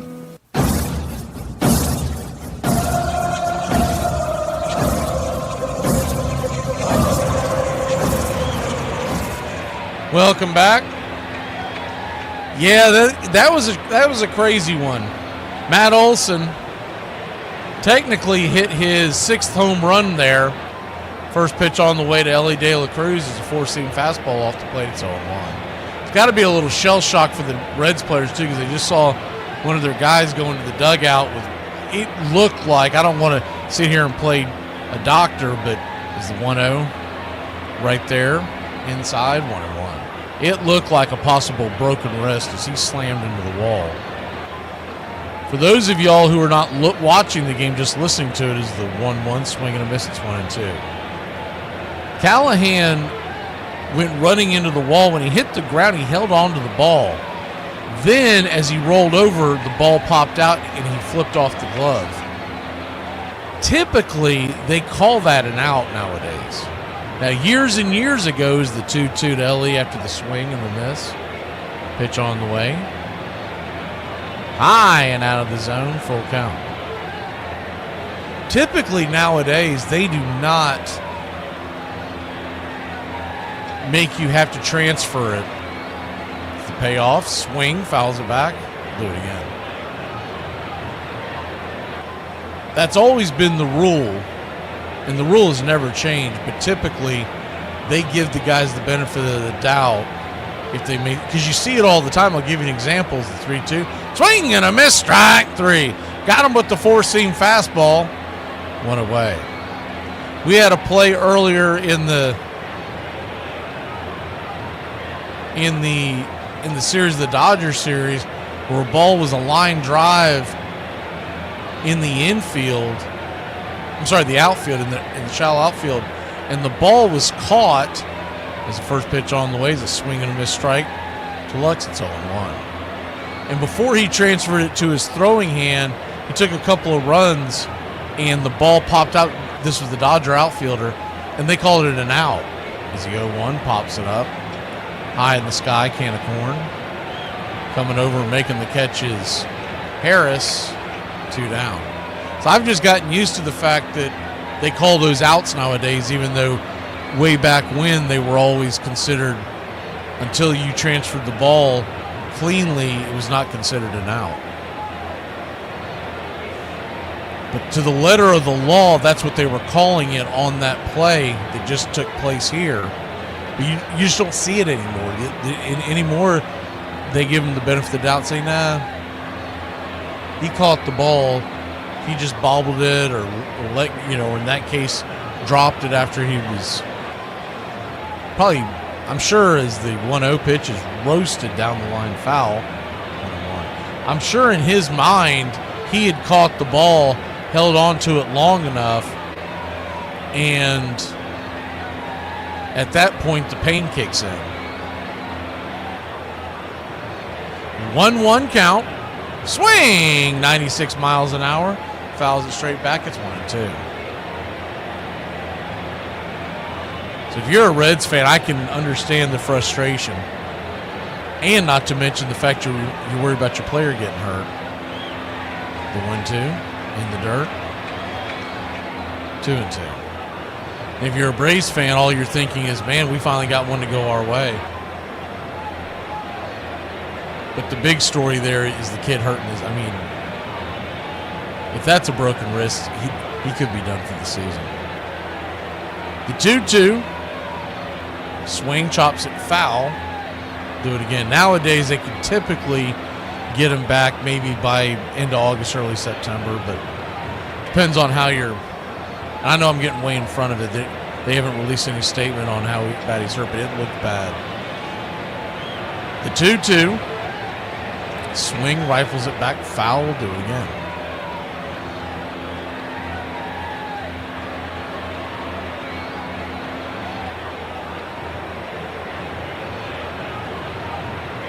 2-2 count. Shawver comes set. 97 just misses. And I mean just misses. Good call by home plate umpire Chris Segal. It was off the plate, but it was very close. The payoff pitch misses way outside, ball 4. So Spencer Steer, who's 0 for 1, will head on down to first.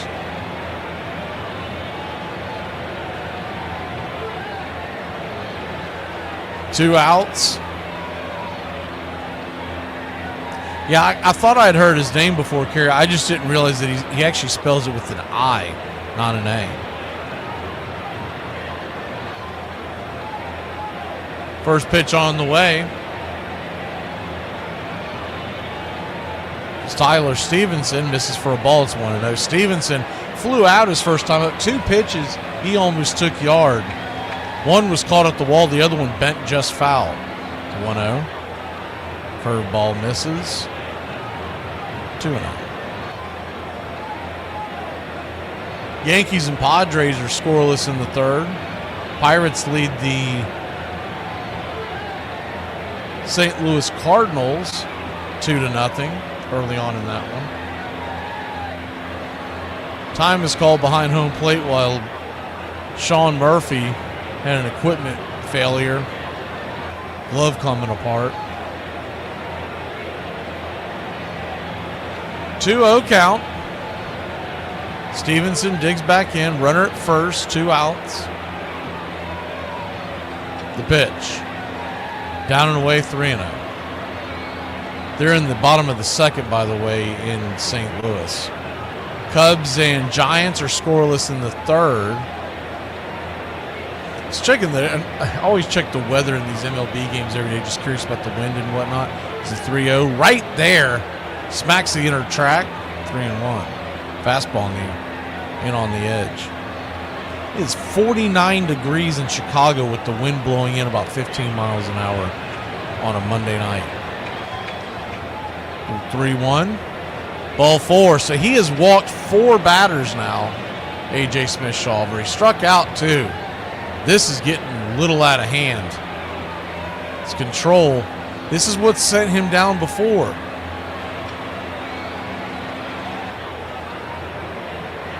He's got good stuff. You can see the ball explode out of his hand. But it's been and look, let's be honest. You got a kid that you rushed up because he's got the good stuff, but he didn't start pitching until his senior year in high school. And even then he was doing it part-time, so he really hasn't started pitching until about 3 or 4 years ago, and he's already in the major leagues.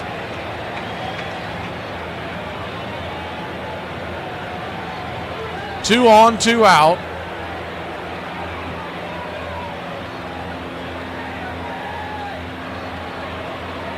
First pitch on the way is a splitter to Fraley, misses for a ball. It's 1-0.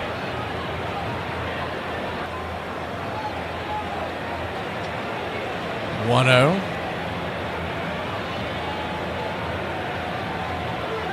Swing, lifts it into shallow right field, drifting back, making the catch is Ozzie Albies, and that'll end the inning. So they put a couple more on via the walk, just like the first inning, but AJ gets out of the jam. We'll be back in a flash here on Braves Country. Today we're discussing the 1939 New York Yankees. They had 4 players with 100 or more runs. Every player in their starting lineup finished with double digits in home runs and doubles. They also had 4 players who finished with 100 or more RBIs. The most anyone in their starting lineup struck out was 81 times. Only 1 player had more strikeouts than walks.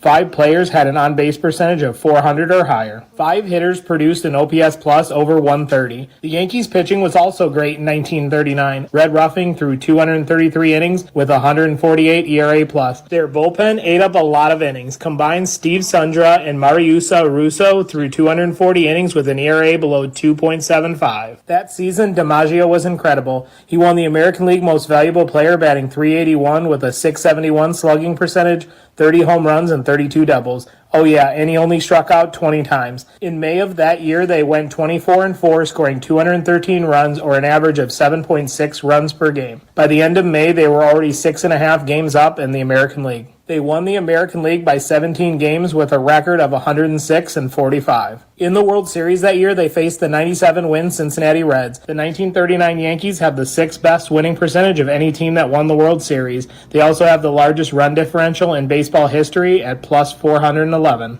In 2 years, he had risen from a poor mill boy to the rank of a player in the major leagues. The ignorant mill boy had become the hero of millions. Out on the hot prairies, teams of Joe Jacksons battled desperately with the Ty Cobbs. There came a day when a crook spread money before this idol, and he fell. For a few dollars, he sold his honor. New York World.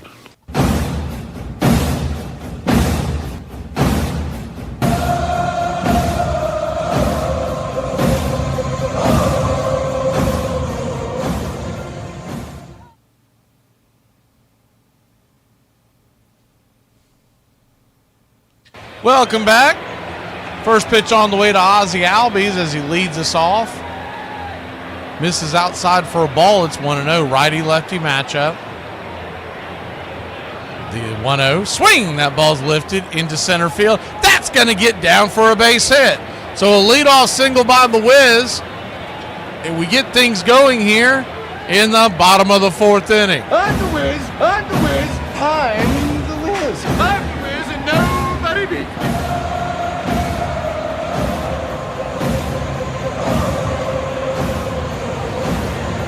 Gary, you don't have anything to apologize for. If that would have happened to the Braves, I'd have already written an angry letter to the government by now. First pitch on the way, swinging by Michael Harris. He's rattled back foul. It's 0-1. Those of y'all just joining us, left fielder Callahan of the Reds caught the ball in foul territory and slammed into the wall. When he rolled over, the ball came out of his glove, and they called it a live ball, and essentially it was an inside the Parker by Olsen. First pitch off that 0-1 is high and inside to Harris. It's 1-1. The 1-1. Singer brings it in the dirt to him.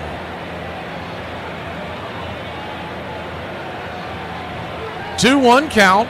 Braves lead it 4-0.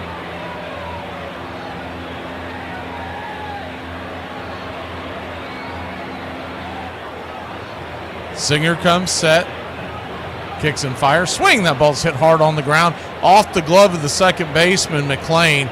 He'll get the rebound and flip it over to first, and it's a 4-3 put out, one away. On the play, Ozzie moves over to second into scoring position. Good job of base running by Ozzie. Actually, pretty good job of McLean sticking with that ball. You see so many second basemen get eaten up by a pitch like that, and they panic and make it worse. He knew he had the out at first and just collected himself. Eli White, the batter, first pitch, slider misses. It's 1-0. Eli White flew out on the first pitch he saw. His first time up. The 1-0. In the dirt, 2-0. Ozzie at second. The infield is back and to the left.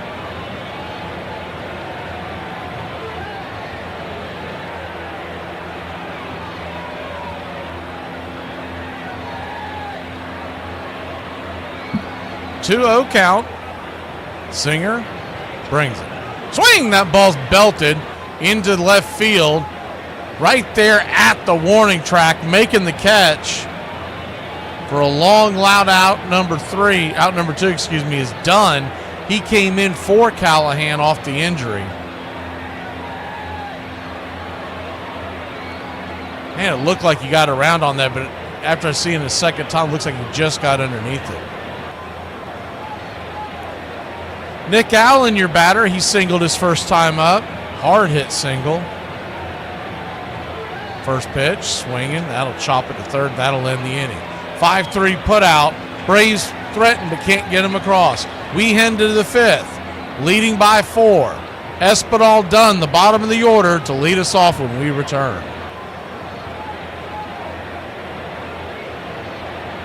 I just want 2 minutes on my own without people irritating me. If you were to make a list of games that Gen X got banned for future generations, you would probably start with Dodgeball, Jarts, and then right up there in the top 3 is Red Rover. Red Rover was a special game where you would have 2 teams lined up on opposite sides of each other, and you would link arms and you would sing a little song. Now listen, if you were the fat kid, this is when you came in clutch. You went from the kid that nobody wanted other teams to the first round draft pick at recess. When your name gets called, it is your job to run top speed. Your only job was to get decimated. Kids would like break their wrist and dislocate their shoulders. Lots of concussions because you'd hit that double clothesline and just after recess, kids would be walking in like ice packs. One kid's walking like Vince McMahon, and you know he won Red Rover just by the way he's walking.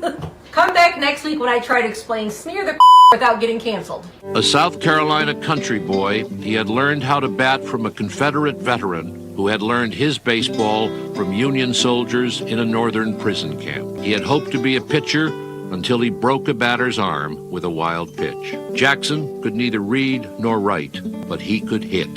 408 in his rookie year. 356 lifetime, the 3rd highest average in history. His home runs were called Saturday specials because most of the textile workers' games in which he got his start were played on Saturdays.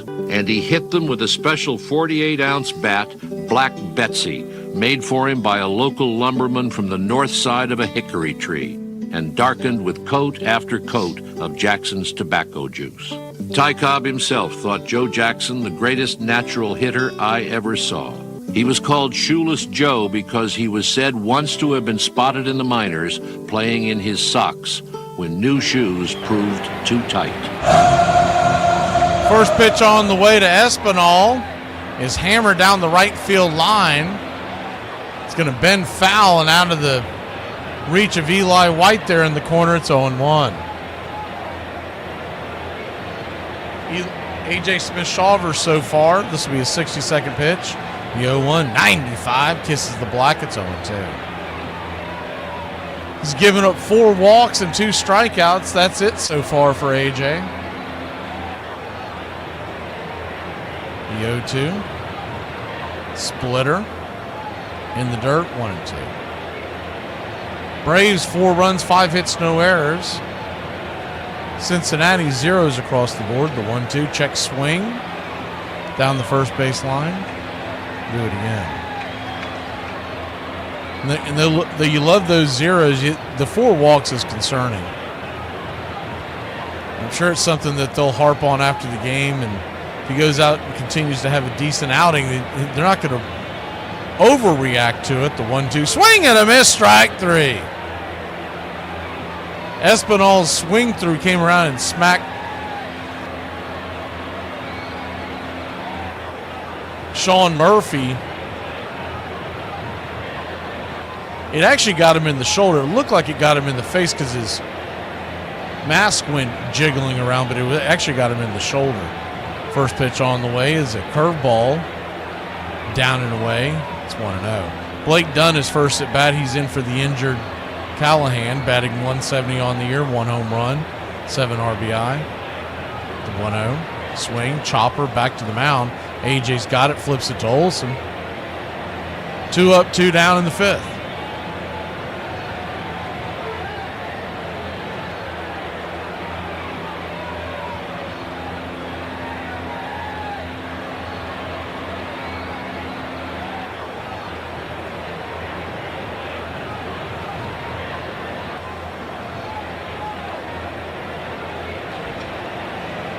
Two down, and Shawver now set to face the top of the lineup.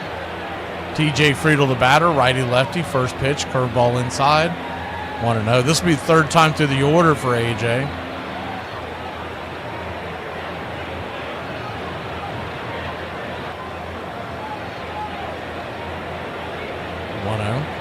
Swing, hits it hard, right at Ozzie Albies. That'll end the inning. 1, 2, 3. You can see the scoreboard. We might have something brewing here in Braves country. Are you okay? No, but I am funny, so it works out. I mean, why waste my time? Every single freaking year, I get myself juiced up with this stupid team, and at 43 years of age and 3 kids, enough already. Let them go hurt somebody else. I mean, when am I ever going to have a chance to win a lousy freaking champion? One time! Not 20! One lousy time! Gee whiz! Every single time! Ah, come on, will you please? Can you beat the Florida Marlins one time? The Mets! The lousy Mets did it to us! Every time! Win one! I'll give it all back! I'll leave now! Okay, out of my system. When Fred McMullen, Chicago's reserve infielder, got wind of what was happening, he demanded that Chick Gandil let him in on the fix. Now, 8 White Sox were involved, though Buck Weaver would later claim that he had not agreed to participate. The smart players demanded their money up front. The meeting was held about 8 o'clock in the evening. I said, there's so much double-crossing stuff. If I win in the series, I wanted the money put in my hand. I went back to my room at 11:30, and the 10 grand was under my pillow. Eddie Saccotti. Rumors of wrongdoing were everywhere. You couldn't miss it, one New York gambler said. The thing had an odor. I saw smart guys take even money on the Sox who should have been asking 5 to 1. Chicago sports writer Hugh Fullerton was joined in the press box by an ailing Christy Mathewson to judge if everything was on the up and up. Mathewson and Fullerton would quickly see that it was not. Everybody in the game knew it was happening. Nobody was even pretending that it wasn't happening. No one was admitting it out loud for the public. How could you admit it for the public? What would that mean?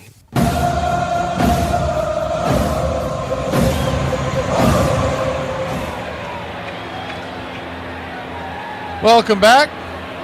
Dr. D stands at the plate. First pitch on the way from Singer's high and out of the zone. It's 1-0.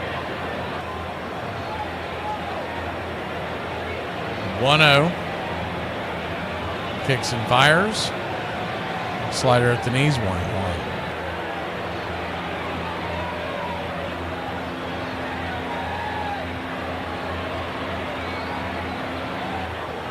Singer, 70th pitch of the night, 90 miles an hour. Misses, 2-1. There's been no update on Callahan. I'll tell you what's even worse about this for this young kid. I didn't realize this was just his 4th game in the majors. The 2-1 smacks the outer edge, 2-2. Most believe he has broken a bone from the reactions of guys covering the Reds as he was heading into the dugout.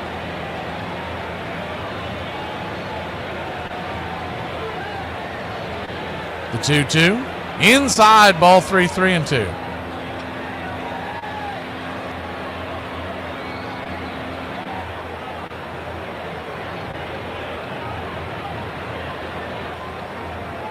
Full count, the pitch, swing, that ball's belted into right field, going back. That ball's going to get off the wall. That ball's going to get down where the green grass grows. Here comes Doogie. He is safe with the leadoff double. He cooked that one. What's going on? Blood pressure's coming up. The pulse is getting stronger. Off the right field wall. Get the OR ready. We've got a live one going, and we want him to stay that way.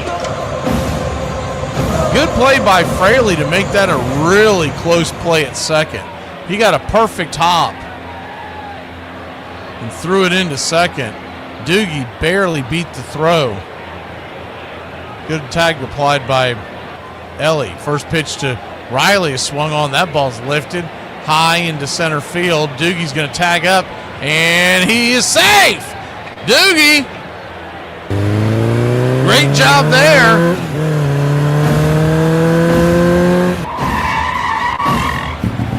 Riley hit that one on the screws, but right at the center fielder.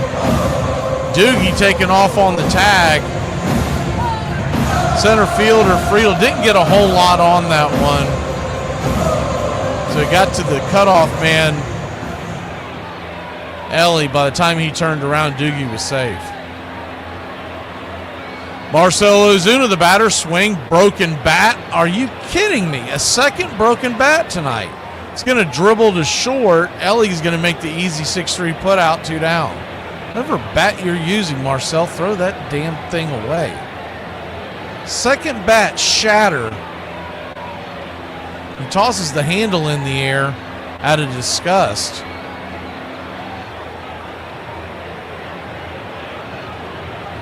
Oh, what piece of crap he's swinging, man, but get rid of it. Go to a different type. Matt Olson will now have to get a base hit to get the runner home. First pitch on the way is a slider outside wide. It's 1-0. It was a pretty good job of get him on, get him over, get him in until the bat shattered in half. 1-0. Inside. 2-0. Braves lead it 4-0.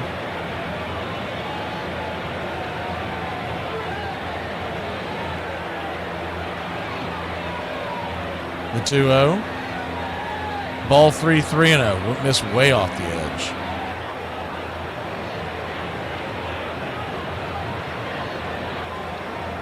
(3-0) to Olson. Outside wide. Ball 4. So he'll head on down to first. We've got runners on the corners. There are 2 out. Sean Murphy looking for his first base hit of the night.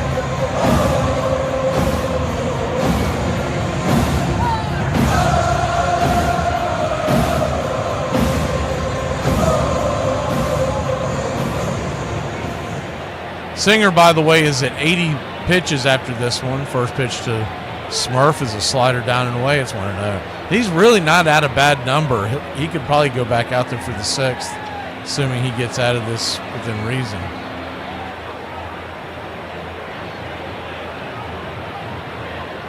The 1-0. Swung on, chops it over towards first. Just foul, thankfully. 1-1.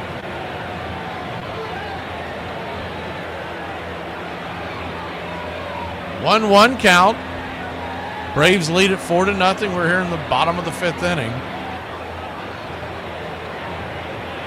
Smurf, after the 0 for 2 tonight, he's now 5 of 10 against Brady Singer in his career with 2 home runs. That's why we picked him to clip, but he hasn't clacked tonight.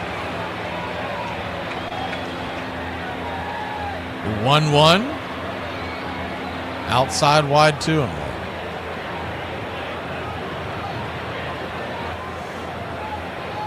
You'd love to start getting into this Reds bullpen early in this series. Got a 4-game set. It's a 2-1. Swing! That ball's hammered down the third base line, but foul.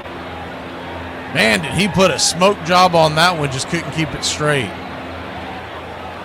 Probably about 10 to 12 feet foul of the third base line. Down there deep towards the right field corner. Braves 4, Reds nothing, bottom of the 5th. Singer about to throw his 84th. The 2-2 in the dirt, ball 3-2. So what that'll do is put Matt Olson in motion with 2 outs.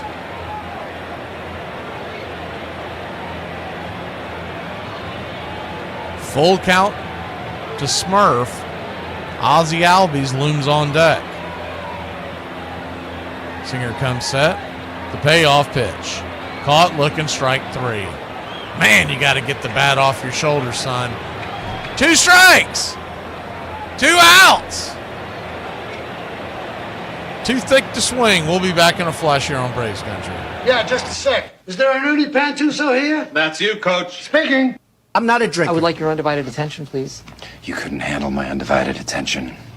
Does Dale Murphy belong in the Hall of Fame? He led the National League in games, at-bats, runs, hits, extra base hits, RBIs, runs created, total bases, and plate appearances in the 1980s. He went to 7 All-Star games and won 5 Gold Gloves in a row. He also won 4 Silver Slugger Awards in his career. He led the National League in home runs twice, RBIs twice, slugging percentage twice, and OPS once. Only Mike Schmidt hit more home runs between 1980 and 1987. Only Ricky Henderson scored more runs. Only Schmidt and George Brett had a better slugging percentage. Only Schmidt, Brett, and Eddie Murray had a better OPS plus. The only other back-to-back MVP winner outside of Cooperstown is Roger Maris. You gonna quit drinking? Don't be ridiculous. I'm gonna quit waking up. To boost their gate receipts, the owners decided that the 1919 World Series would be a best-of-9 game contest. The first game was held in Cincinnati. Eddie Cicotte, ordinarily a master of control, hit the first batter in the back. Then he threw wild, bobbled a grounder, ignored his catcher's signal. Swede Risberg ruined an easy double play by failing to step on the bag. Joe Jackson threw wide from the outfield and seemed to slow down to miss balls near him. Cincinnati won 9-1. This contest between the Reds and the White Sox is something that is concentrating the nation's attention and its faith. It was visible from the very first pitch, the first game, when the signal was put in, and Eddie Cicotte hit the first batter, and that was the signal to the gamblers that the fix had worked. The only thing that the gamblers did wrong with that series, from their own perspective, is that they made the mistake of letting the Reds win the first game, because that drove the odds down. And if the White Sox, the Black Sox, had won the first game, Rothstein and his cohort would have made a hell of a lot more money. Welcome back. First pitch from Shawver to McLean. He's down and away for a ball. It's 1-0. Righty-righty matchup. 1-0. 93. Bringing it. It's 1-1. 1-1 count. The pitch. Right there. P at the knees. 1-2. Braves lead it 4-0. Shawver at 72 pitches. He does have 4 walks. That's the damage that is done so far. The 1-2. Swing and a miss. Strike 3. Got him with the 97 gas. Man, he is bringing it. Strikeout number 4. So he evens that mark out.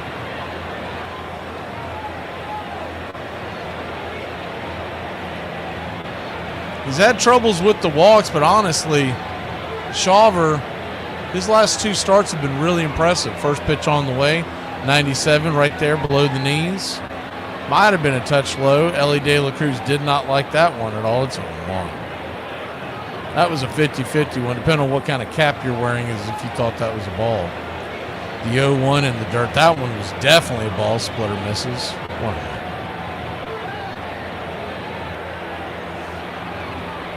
1-1 from Shawver.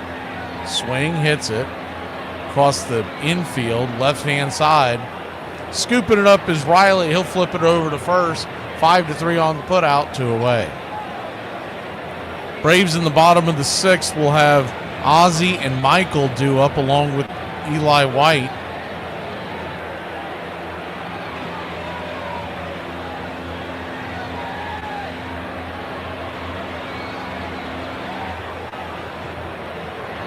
Shawver sitting at 76 pitches, a little bit of a delay on the field as Gavin Lux gets into the box, former LA Dodger. They traded him during the offseason. I thought that was a pretty good get by the Reds, to be honest with you. First pitch on the way to Lux is a curveball. Right there on the outer edge, it's 0-1. When they added Hai-Sung Kim in the offseason, as the 0-1 chops it foul, it's 0-2. The embarrassment of riches that Dodger roster has, they just looked at it as they no longer had room for Lux. He's still a solid baseball player. Can hit the ball well, especially if you're in a platoon role. The 0-2, outside wide 1-2. He's always had a little bit of a issue hitting lefties, but on the right-handed side of it is the 1-2. Swing, lifts it, high into left field. Should be an easy out. Alex Verdugo, he'll snag the catch, and that'll end the inning. 1, 2, 3. We head to the bottom of the 6th, leading 4-0. Anybody else just kind of feel like their check engine light is on, and you're just like, nah, this is fine? The amount of people who stand in the absolute middle of the aisle in the grocery store. What are you doing? Pick a side. I hate you. Hey Braves Country, this is Mac McGee with Braves Country Radio. We are bringing you pitch by pitch, play by play of your Atlanta Braves all year long. Please like and subscribe today. It's free, and it helps us bring you more of the game we all love. Braves Country Radio, your home for the classic call of Braves Country Baseball. Somebody just came up to me and asked me what I do for a living. I said, mind my damn business. They hiring too. You want me to get you an application? Cincinnati took the fourth game 2-0 behind the superb pitching of Jimmy Ring. Eddie Cicotti had pitched well for the Sox, but once again, he made several devastating errors in the field. There is no alibi for Cicotti. He pitched a great game, a determined game, and one that would have won 9 times out of 10. But he brought the defeat crashing down upon his own head by trying to do all the defensive work. He made the wild throw that gave the Reds their opening, the only real one they had. And he followed that up by grabbing a ball thrown from the outfield and deflecting it past the catcher. A high fly to left, blown by the wind over the head of Jackson, who was playing close in, followed, and Chicago was beaten. 3 White Sox, Felsch, Gandil, and Shoeless Joe, all of them conspirators, had managed hits that afternoon. Only at bat did Jackson evidently forget the script. He would bat .375 in the series.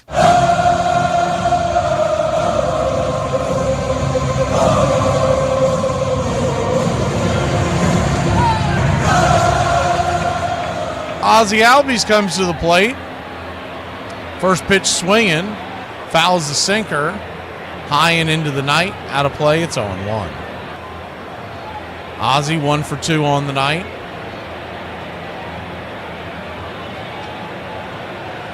Kicks and fires. 89. Did he go around? They're going to say he did. 0-2.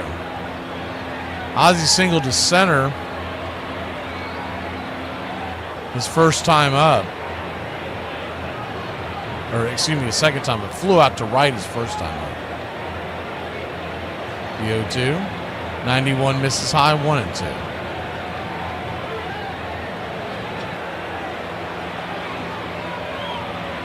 One-two count. Swing.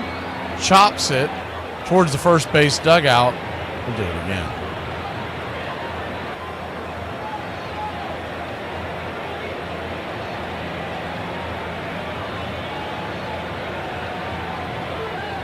The 1-2. Inside, 92 miles an hour. Dusts him back a bit. 2-2. The 2-2 count.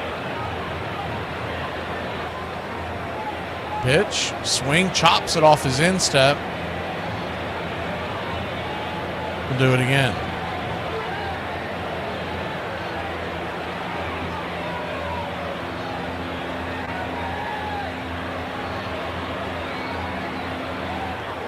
Ozzie Albies batting .246 on the year now with the .692 OPS, 5 home runs. Open stance from the left side. The Wiz gets ready.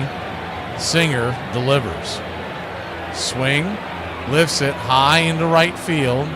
Drifting back, making the catch at the warning track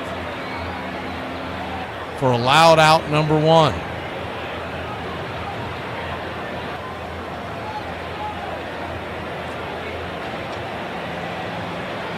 Braves have 4 games here against the Reds at home. Then we head to Pittsburgh for 3, and then return for a 4-game set against the Washington Nationals. So the next 11 games, the Braves really start heading in the right direction if they take care of business. First pitch on the way to Harris. That ain't going to get it done. Dribbles one over to second on the first pitch he sees. 2 down.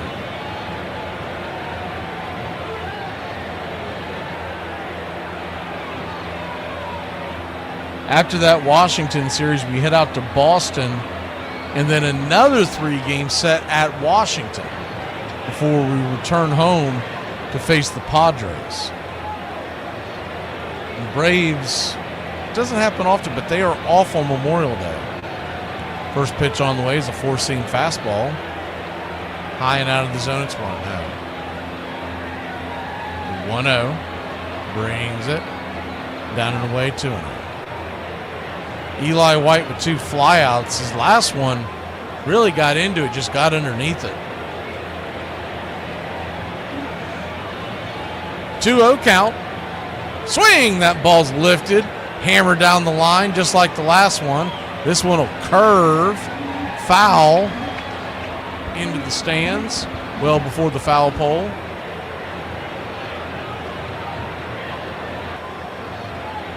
Brady Singer, by the way, is creeping up on 100. Here's number 97. The 2-1 swing, fouls it back, 2-2. I'd say at the very most, he pitches to Nick Allen. But if this ends the inning here, this will probably do it for him.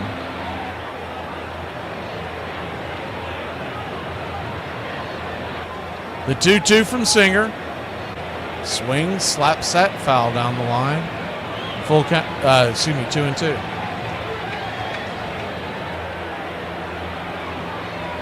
When we come off the Memorial Day, we head to a 3-game series at Philly. Is the 2-2. Swing, hits it, up the middle. That's going to get through for a base hit. And the Book of Eli is on.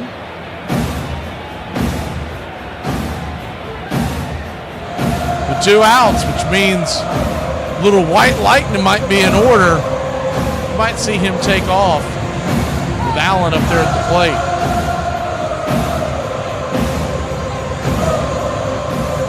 But it's strange. The reason why I mention is you don't see a lot of 3-game road trips, and the Braves have 2 in this month alone. First pitch to Allen is sawed off foul over the first base dugout. It's 0-1. The infield is back and to the left. There's a huge hole on the right side as they hold on White.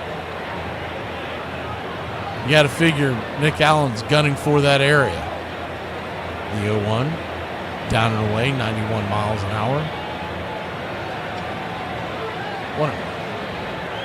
Singer now at 101 pitches. I would think this is absolutely his last batter, no matter what happens. With the left-hander Verdugo standing on deck. The 1-1 swing, lifts it into right field, drifting over, making the easy catches Fraley, and that'll end the inning. Braves get one on, but can't get him across. When we come back, Steer, Stevenson lead us off. We head to the top of the 7th.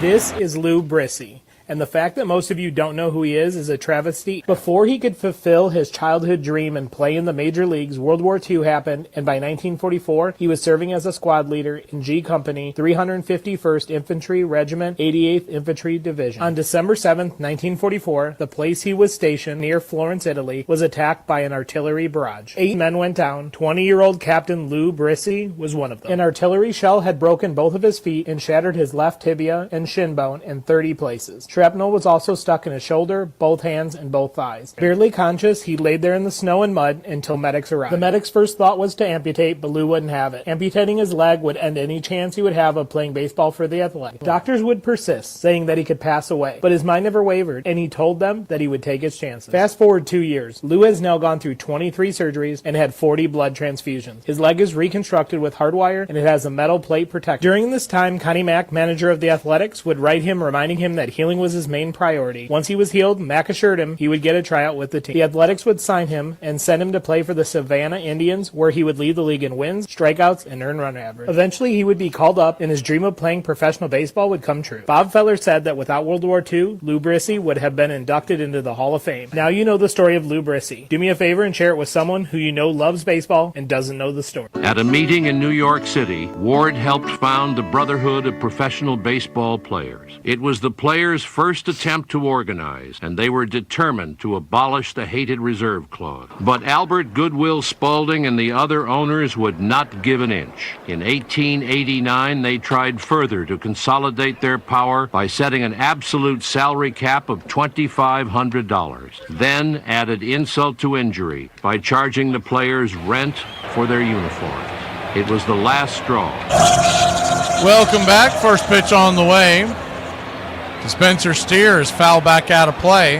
It's 0-1. A.J. Smith-Shawver, 81 pitches into the night. The 0-1.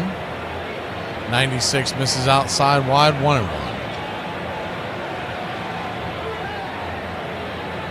No runs, 4 walks, 4 strikeouts. That's your line so far. The 1-1. Swing and a miss. Splitter.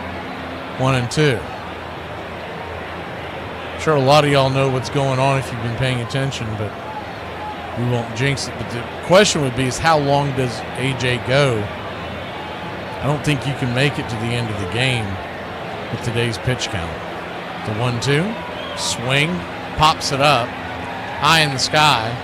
Verdugo camps underneath it, one away.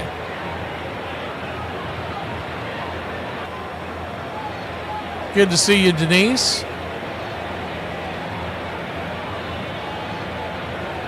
Pull up an armchair and grab you a cold one. Still got 3 innings left in this one. Braves lead it 4-0. Appreciate everybody spending their Monday night here. Little Monday night baseball here on Braves Country Radio. First pitch, 96, down and away. It's 1-0. Went with the four-seamer there.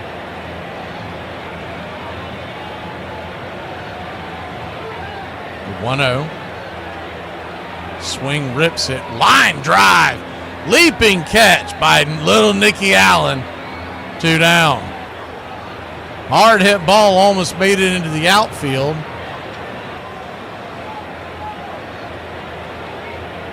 By the way, A.J. Smith-Shawver has thrown 87 pitches, 52 for strikes, even though he has walked the 4. That's kind of hard to do.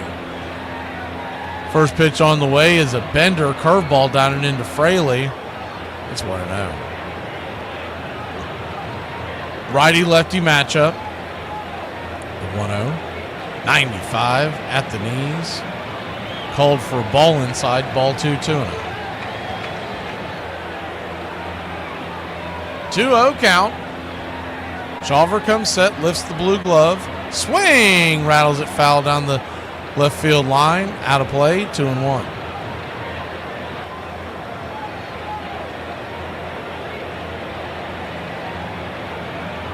"89 pitches in." The 2-1. Swing, pops it up. Out of play. 2-2. What a lift this would be for the Braves in the bullpen, too. You got to think about, got this long stretch where we're not going to have any days off, and for him to go out here and spend 7 or more. The 2-2. Swing and a miss. Strike 3. A.J. Smith-Shawver, he is dealing, baby. Get up and stretch, Braves country.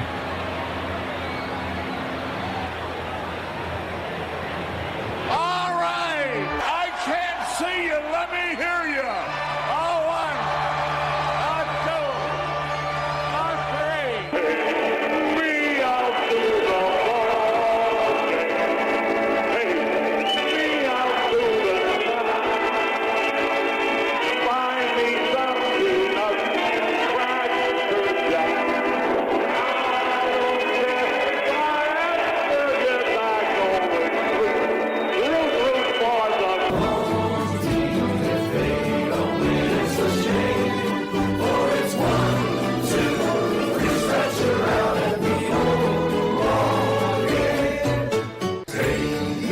to the ball game. We out to the night. Find me something up.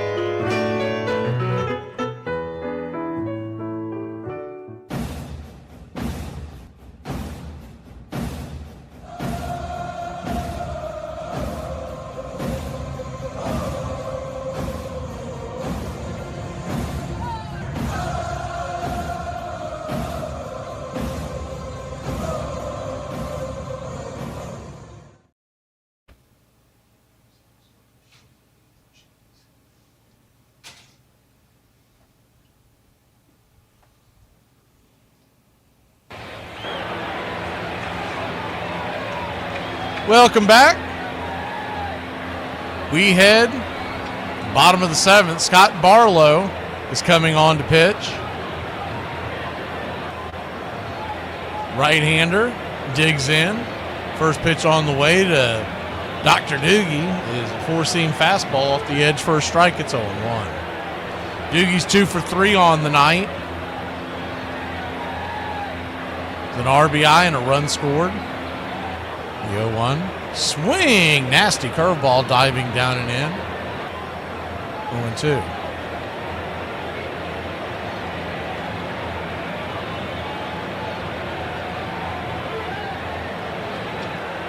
(0-2) count. Braves lead at 4-0, bottom of the 7th. Pitch. Swing. Fouls it back. Do it again, 0-2. Scott Barlow, you might remember his name.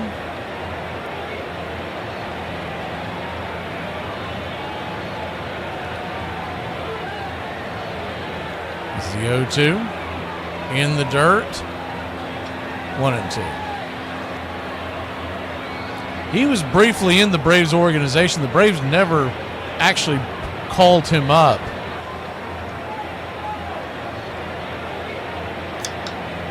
This is the 1-2 count. Outside wide, sweeper misses, 2-2.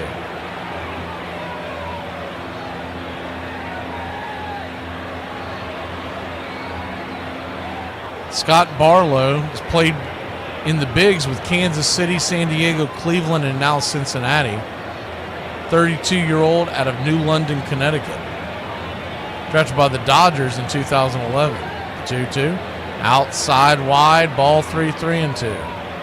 He's from Golden Valley, Santa Clarita, California. Golden Valley High School is where he played his ball at. 3-2. Swing! That ball's laced towards the first base side, but foul up against the tarps.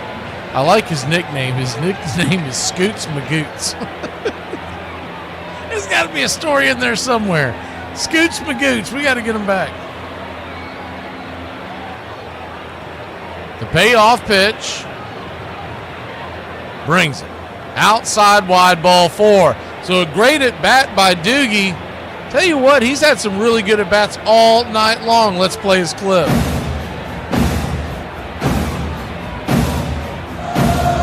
What's going on? Blood pressure's coming up. The pulse is getting stronger.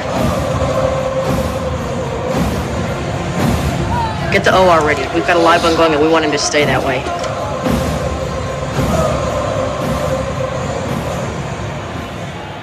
First pitch on the way to Austin Riley is a sinker.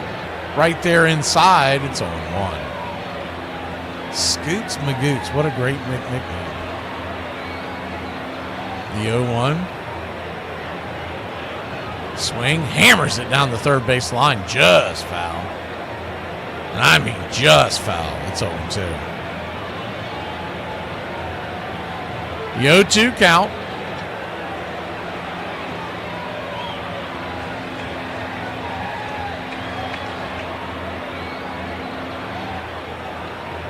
Righty-righty matchup. Here's the pitch. Way high out of the zone, 92 miles an hour, 1-2.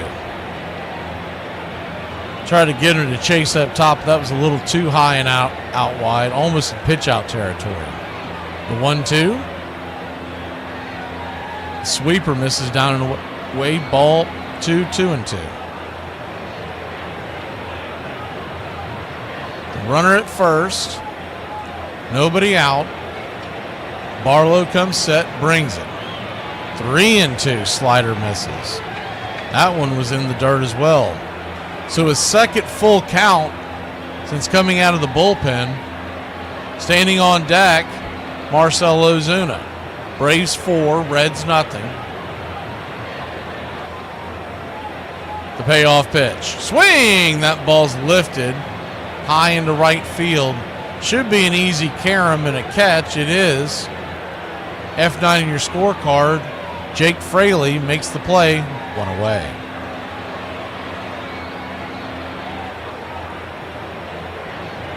One down. Marcell Ozuna is your batter.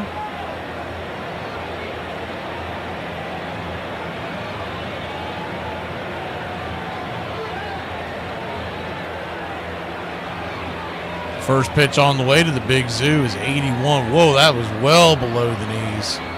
It's 0-1.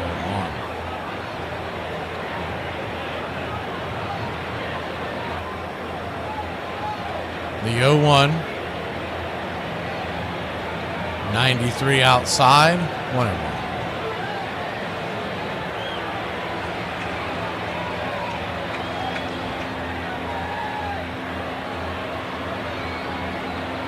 One count.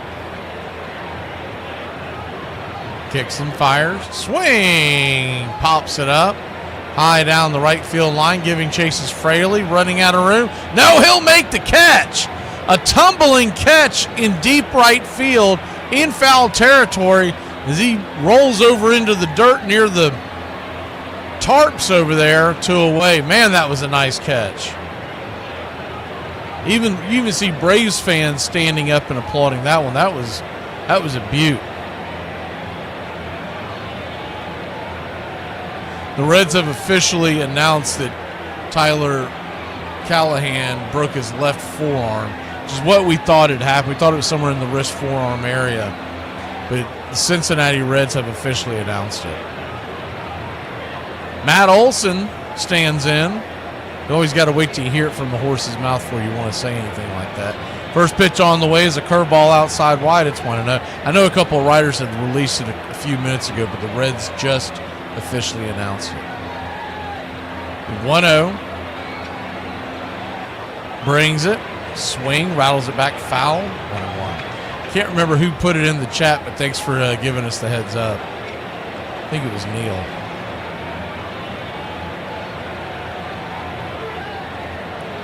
Braves 4, Reds nothing.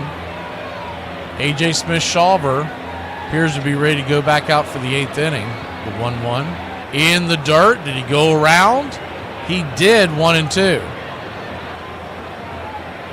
2-run home run and a walk by Olson. If you're a Braves fan, you're writing that down, 2-run home run with an exclamation point. If you're a Reds fan, you got a question mark behind it.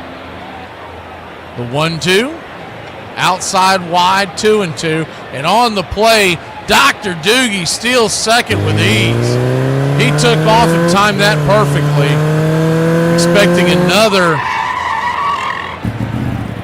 bender, and that's exactly what he got. Stevenson had no chance.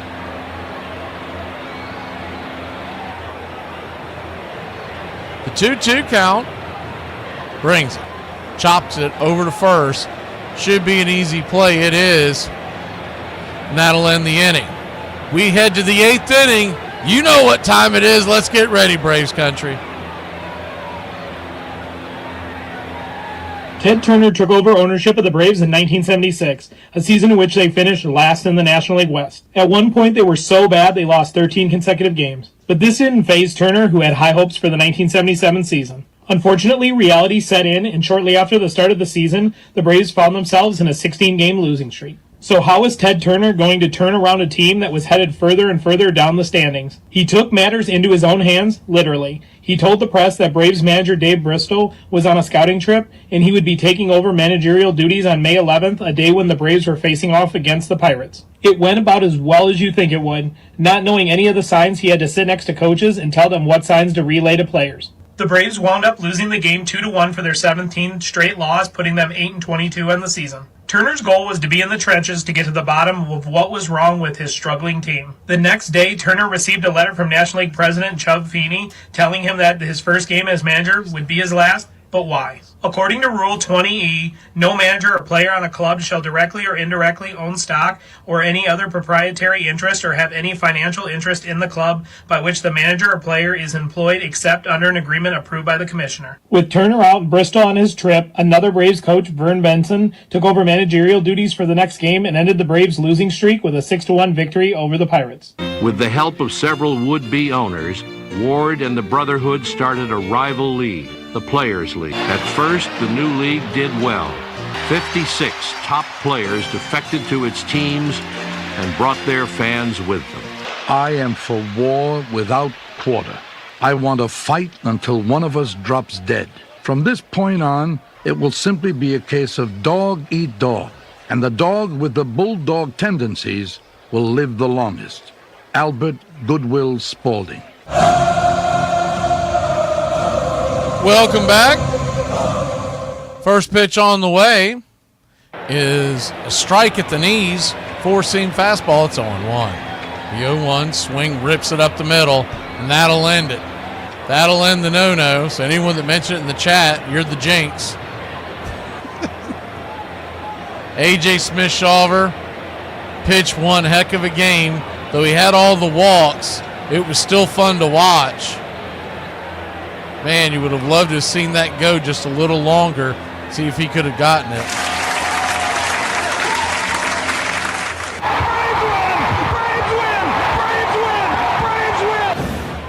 Smurf's going to go out there and talk to AJ. He's at 93 pitches now, his first hit allowed.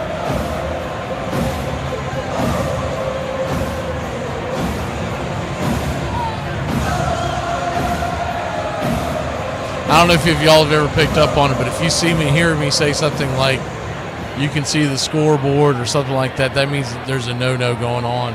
I don't mention no-nos if the Braves are pitching it. If the opposition's pitching it, I'm mentioning it every time I get, hopefully to jinx it. Kranitz goes out there to talk to him, probably just to calm him down. He knew. 4 walks and 1 hit now. And Dunn, the batter. Last thing you want this right here, AJ, you don't want it to unravel. I don't know if he would pitch to the next batter, because that would be, man, that would be dicey. That would be the 3rd time through the order, 4th time through the order, if he goes to the top of the order next. First pitch on the way to Dunn, who's in for the injured Callahan, who broke his forearm back in the 3rd inning. 1-0, pops it up, high in the sky. Can of corn, Ozzie catches it with ease, 1 away. But we'll see. Maybe they'll see if they can get. It's asking a lot for a guy to go through an order 4 times. I don't believe we'll see him, now that the no-hitter's gone, I don't believe we'll see the youngster go back out for the 9th. Though I would love to see him pitch a shutout. That would be really cool in itself, but it's probably not ideal putting that on a young pitcher's arm. First pitch on the way. Splitter off the edge. It's 1-0. Took it all the way to the top of the 8th inning. 7 innings of no-hit ball. A.J. Smith-Shawver. One heck of a performance. 1-0 down and in, 2-0. We will have the post-game show. It'll be a quick one tonight. We're not going to do long ones, especially on school nights, but the 2-0 right there, P at the knees, 2-1. It'll come on right after this. Give us a couple minutes to get set. We'll play the post-game chat and then chant on this one, and then as soon as this ends, we'll go ahead and start it over on the other end. The 2-1 swung on, chopped over towards second, and it's going to be a 4-6-3 inning-ending double play. So A.J. Smith-Shawver, if that's it for him, man, what a performance. Give the man a hand. We'll be back in a flash here on Braves Country. Are you an adult? Yeah. And you have some time to relax? Yeah. Introducing slouching. What's that? Everyone knows that good posture is one of the best things that you can do for your body. But that's no fun, is it? Wait a minute. That's right, idiot. Whether you're sitting, laying down, or even standing, you insist on having the posture of a twisted gremlin, and you've given yourself lifelong issues because of it. Okay, please let me fix this. Sure, let's visit the doctor. Yeah, so I'm having pain in my hips, my lower back, my neck, and sometimes my shoulder. Okay, you are... Try it today. What's the accent of Brazil? It's a country in South America. Why don't we say any Latin American accent will do? Latin American, okay. Okay, homie. Orale, yeah, I can do that. Okay, man. Nachos. Yeah. A real racist with it, huh? Yeah, that is extremely racist. And by the way, that's more of a Los Angeles sort of Mexican cholo vibe. Let's go. Let's go see the Dodgers play the Lakers. What's your favorite jersey in all of sports? The Atlanta Braves whites. I don't know if they got like HD white, but for some reason every time they were playing there, like, don't they look brighter than everybody else's? Old school Houston Astros jersey. Old school Houston Astros jersey. I'm gonna be biased to the hometown team, so I'm gonna go baby blue Atlanta Braves. Lovely evening in New York. Lovely evening to get the heck out of here. We fly back to Chicago right after the game. Boy, those Indians knew what they were doing. Swings and he misses. When they sold this New York City for $14 and 3 bottles of hooch, that was probably the best deal anybody ever made. 3 big leagues, the National League, the Players League, and the Old Beer and Whiskey League, simply proved too many. Attendance dipped dangerously low for everyone. By the end of the 1890 season, the league had lost more than $340,000, more than its investors could endure.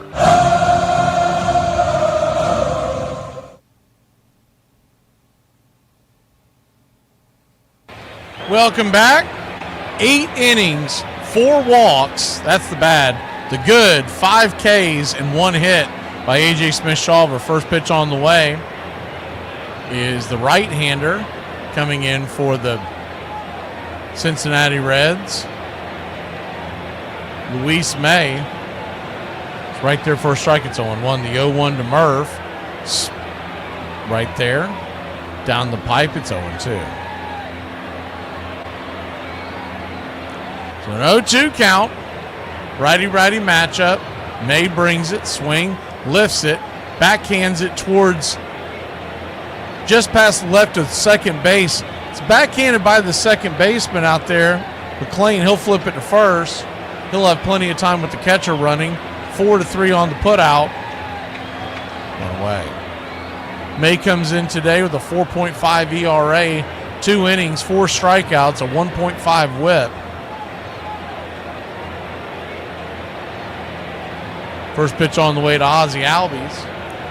Right there for a strike, it's 0-1. This will be just his 3rd appearance this year. The 0-1 swing.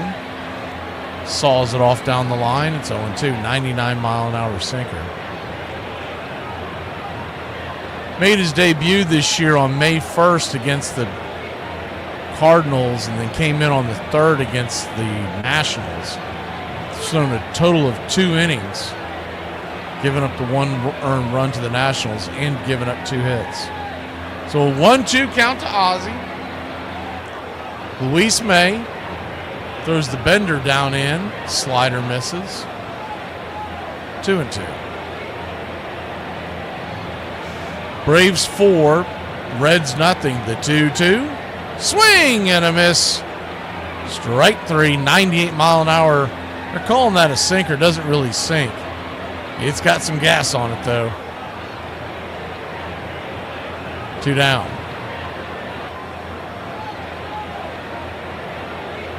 Two down.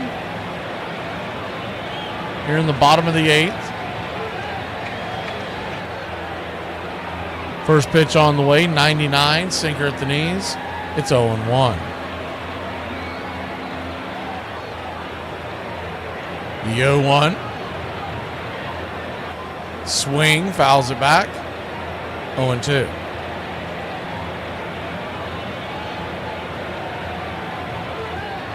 Harris, 0 for once again, 0 for 3. Swing and a miss, strike 3. Got him with the 99 miles an hour, chased it out of the zone, and that'll end the inning. We'll head to the 9th. The heart of the order due up for the Reds when we return. I usually don't wake up grumpy. I let her sleep in for at least 5 more minutes. Your totals were 120 yards. On this date in 1904, Cy Young tosses the first perfect game in American League history, defeating Rube Waddell and the Philadelphia Athletics 3-0. The Red Sox right-hander's gem is the first perfect game thrown in the majors since the decision to increase the distance between the mounds and the plate from 45 feet to 60 feet 6 inches in 1893. On this date in 1913, American League President Ban Johnson suspends George Stovall indefinitely after the St. Louis Browns manager spit tobacco juice into Charlie Ferguson's face after being ejected by the umpire 2 days ago in the team's 11-8 loss to the Cleveland Naps at Sportsman's Park. The banishment will last 17 days and end on the condition that the controversial skipper sends the arbitrator a letter of apology. And on this date in 1925, at Sportsman's Park in St. Louis, Ty Cobb establishes an American League record with 16 total bases, lasting until 2012, 87 years later, when Texas Rangers outfielder Josh Hamilton collects 18. The Georgia Peaches' 6-for-6 performance, which includes 3 home runs, 2 singles, and 1 double, helped the Tigers beat the hometown Browns 14-8.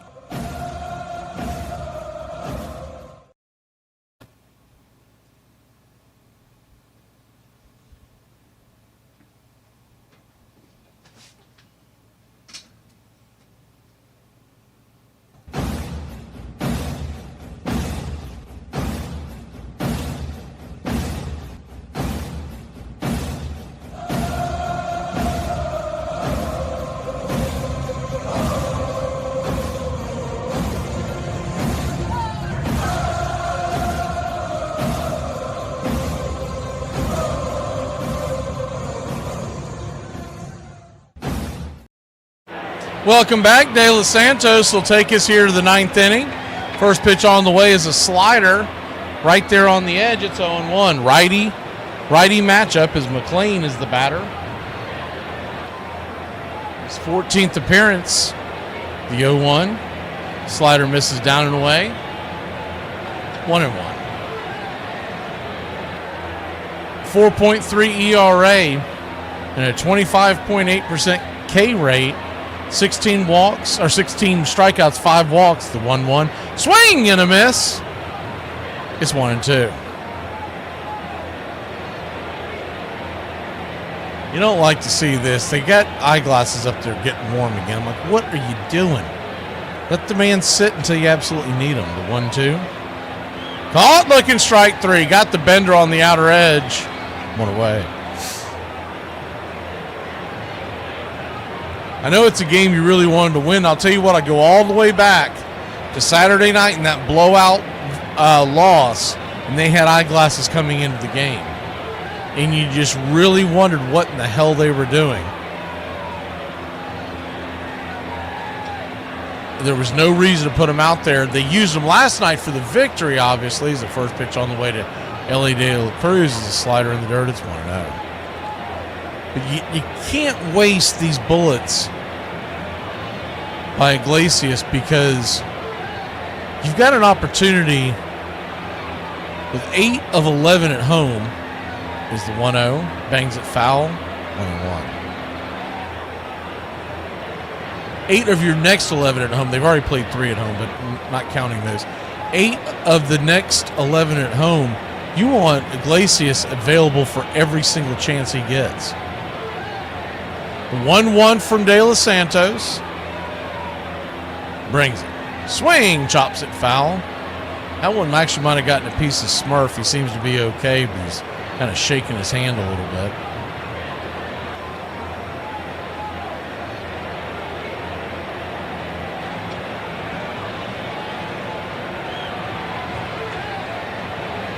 One-two count. Kicks and fires.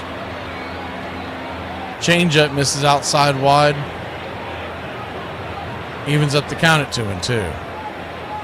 Same 2 teams back at it tomorrow night, 7:15 first pitch.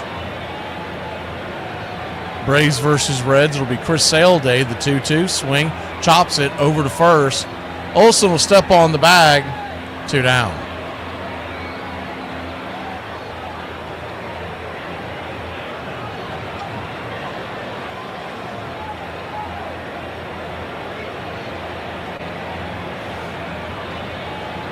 2 down, and it'll be up to Gavin Lux.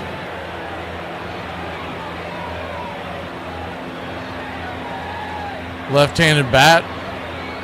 Stands in. De Los Santos. We're about to throw his 10th pitch of the night. Smurf sets up outside. Here's the pitch. Slider. Down and away. It's 1-0. Braves scoring all came in the 3rd inning. Verdugo doubled in Allen to get it going. He's the 1-0. Down and away, 2-0. Riley singled to center, bringing Verdugo home. Then Olsen had a controversial 2-run home run, scoring him and Riley. The 2-0. Swing and a miss. Changeup off the plate. 2-1. That's been all your scoring. The Reds have been held to 1 hit so far, with 2 outs here in the 9th. Braves have had 4 runs and 7 hits. Not exactly a hit parade for Atlanta either, but they did get the job done. If we can get one more out, the 2-1. Changeup, well off the plate, ball 3, 3-1.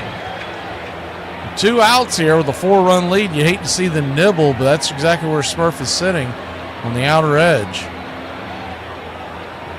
The 3-1 count, 96, right there on the inner cut. Full count. Reds down to their last strike. Braves faithful. Standing. Trying to root De Los Santos on. The payoff pitch. Swing. Broken bat down the third base line.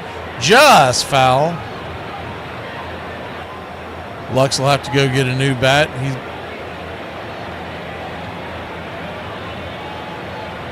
That soldier will be retired, just like the 2 that shattered in the hands of Marcelo Ozuna tonight. Full count. You country club members, we've got the post-game show coming up after the cast here. If you're not a country club member, you can check it over on TikTok, Braves Country X.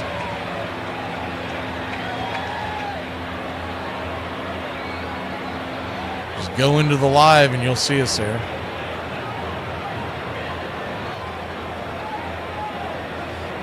So Lux sprays down his bat one last time on a full count from De Los Santos. About to throw his 16th pitch of the night. And Yell comes set. Brings it. Swing! Pops it up. Foul back out of play. Just misses the top of the third base dugout. Bouncing to the left of it. Braves 4, Reds nothing. 2 outs here in the 9th. The payoff pitch. Down below the knees, ball 4. Didn't get the call. He'll head down to first. 1 on and 2 outs.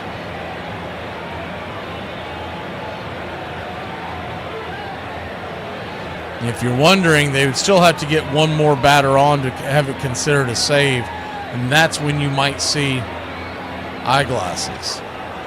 Steer comes to the plate, first pitch, nowhere near the zone, 97 off the plate. As Lux will head down to second, that won't be a stolen base. That'll be considered defensive indifference. The 1-0. Swing, rips it over short. Allen's got it. Fires it across the diamond. A one-hopper into the glove of Matt Olson. Braves win. Braves win. Your Atlanta Braves win. Whiskey for my men. Beer for my horses. Atlanta Braves win the game 1 of a 4-game set here in Atlanta versus the Cincinnati Reds.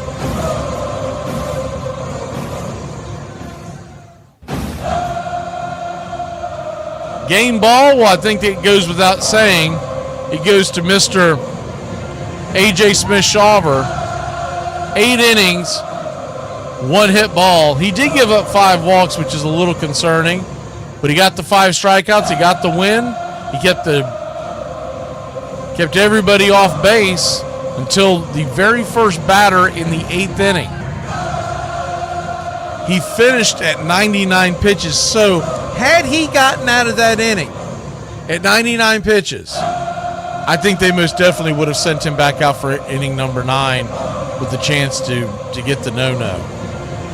Any little higher than that, they'd probably say, no, it's not worth it. But when you're right there at that 100 mark, and you still have a chance to make history, someone like Snicker's going to know that, and he's going to roll the dice. All right, we're going to take a quick break. When we finish this stream, we'll be up and going on the other stream immediately. Have a good one, Braves country.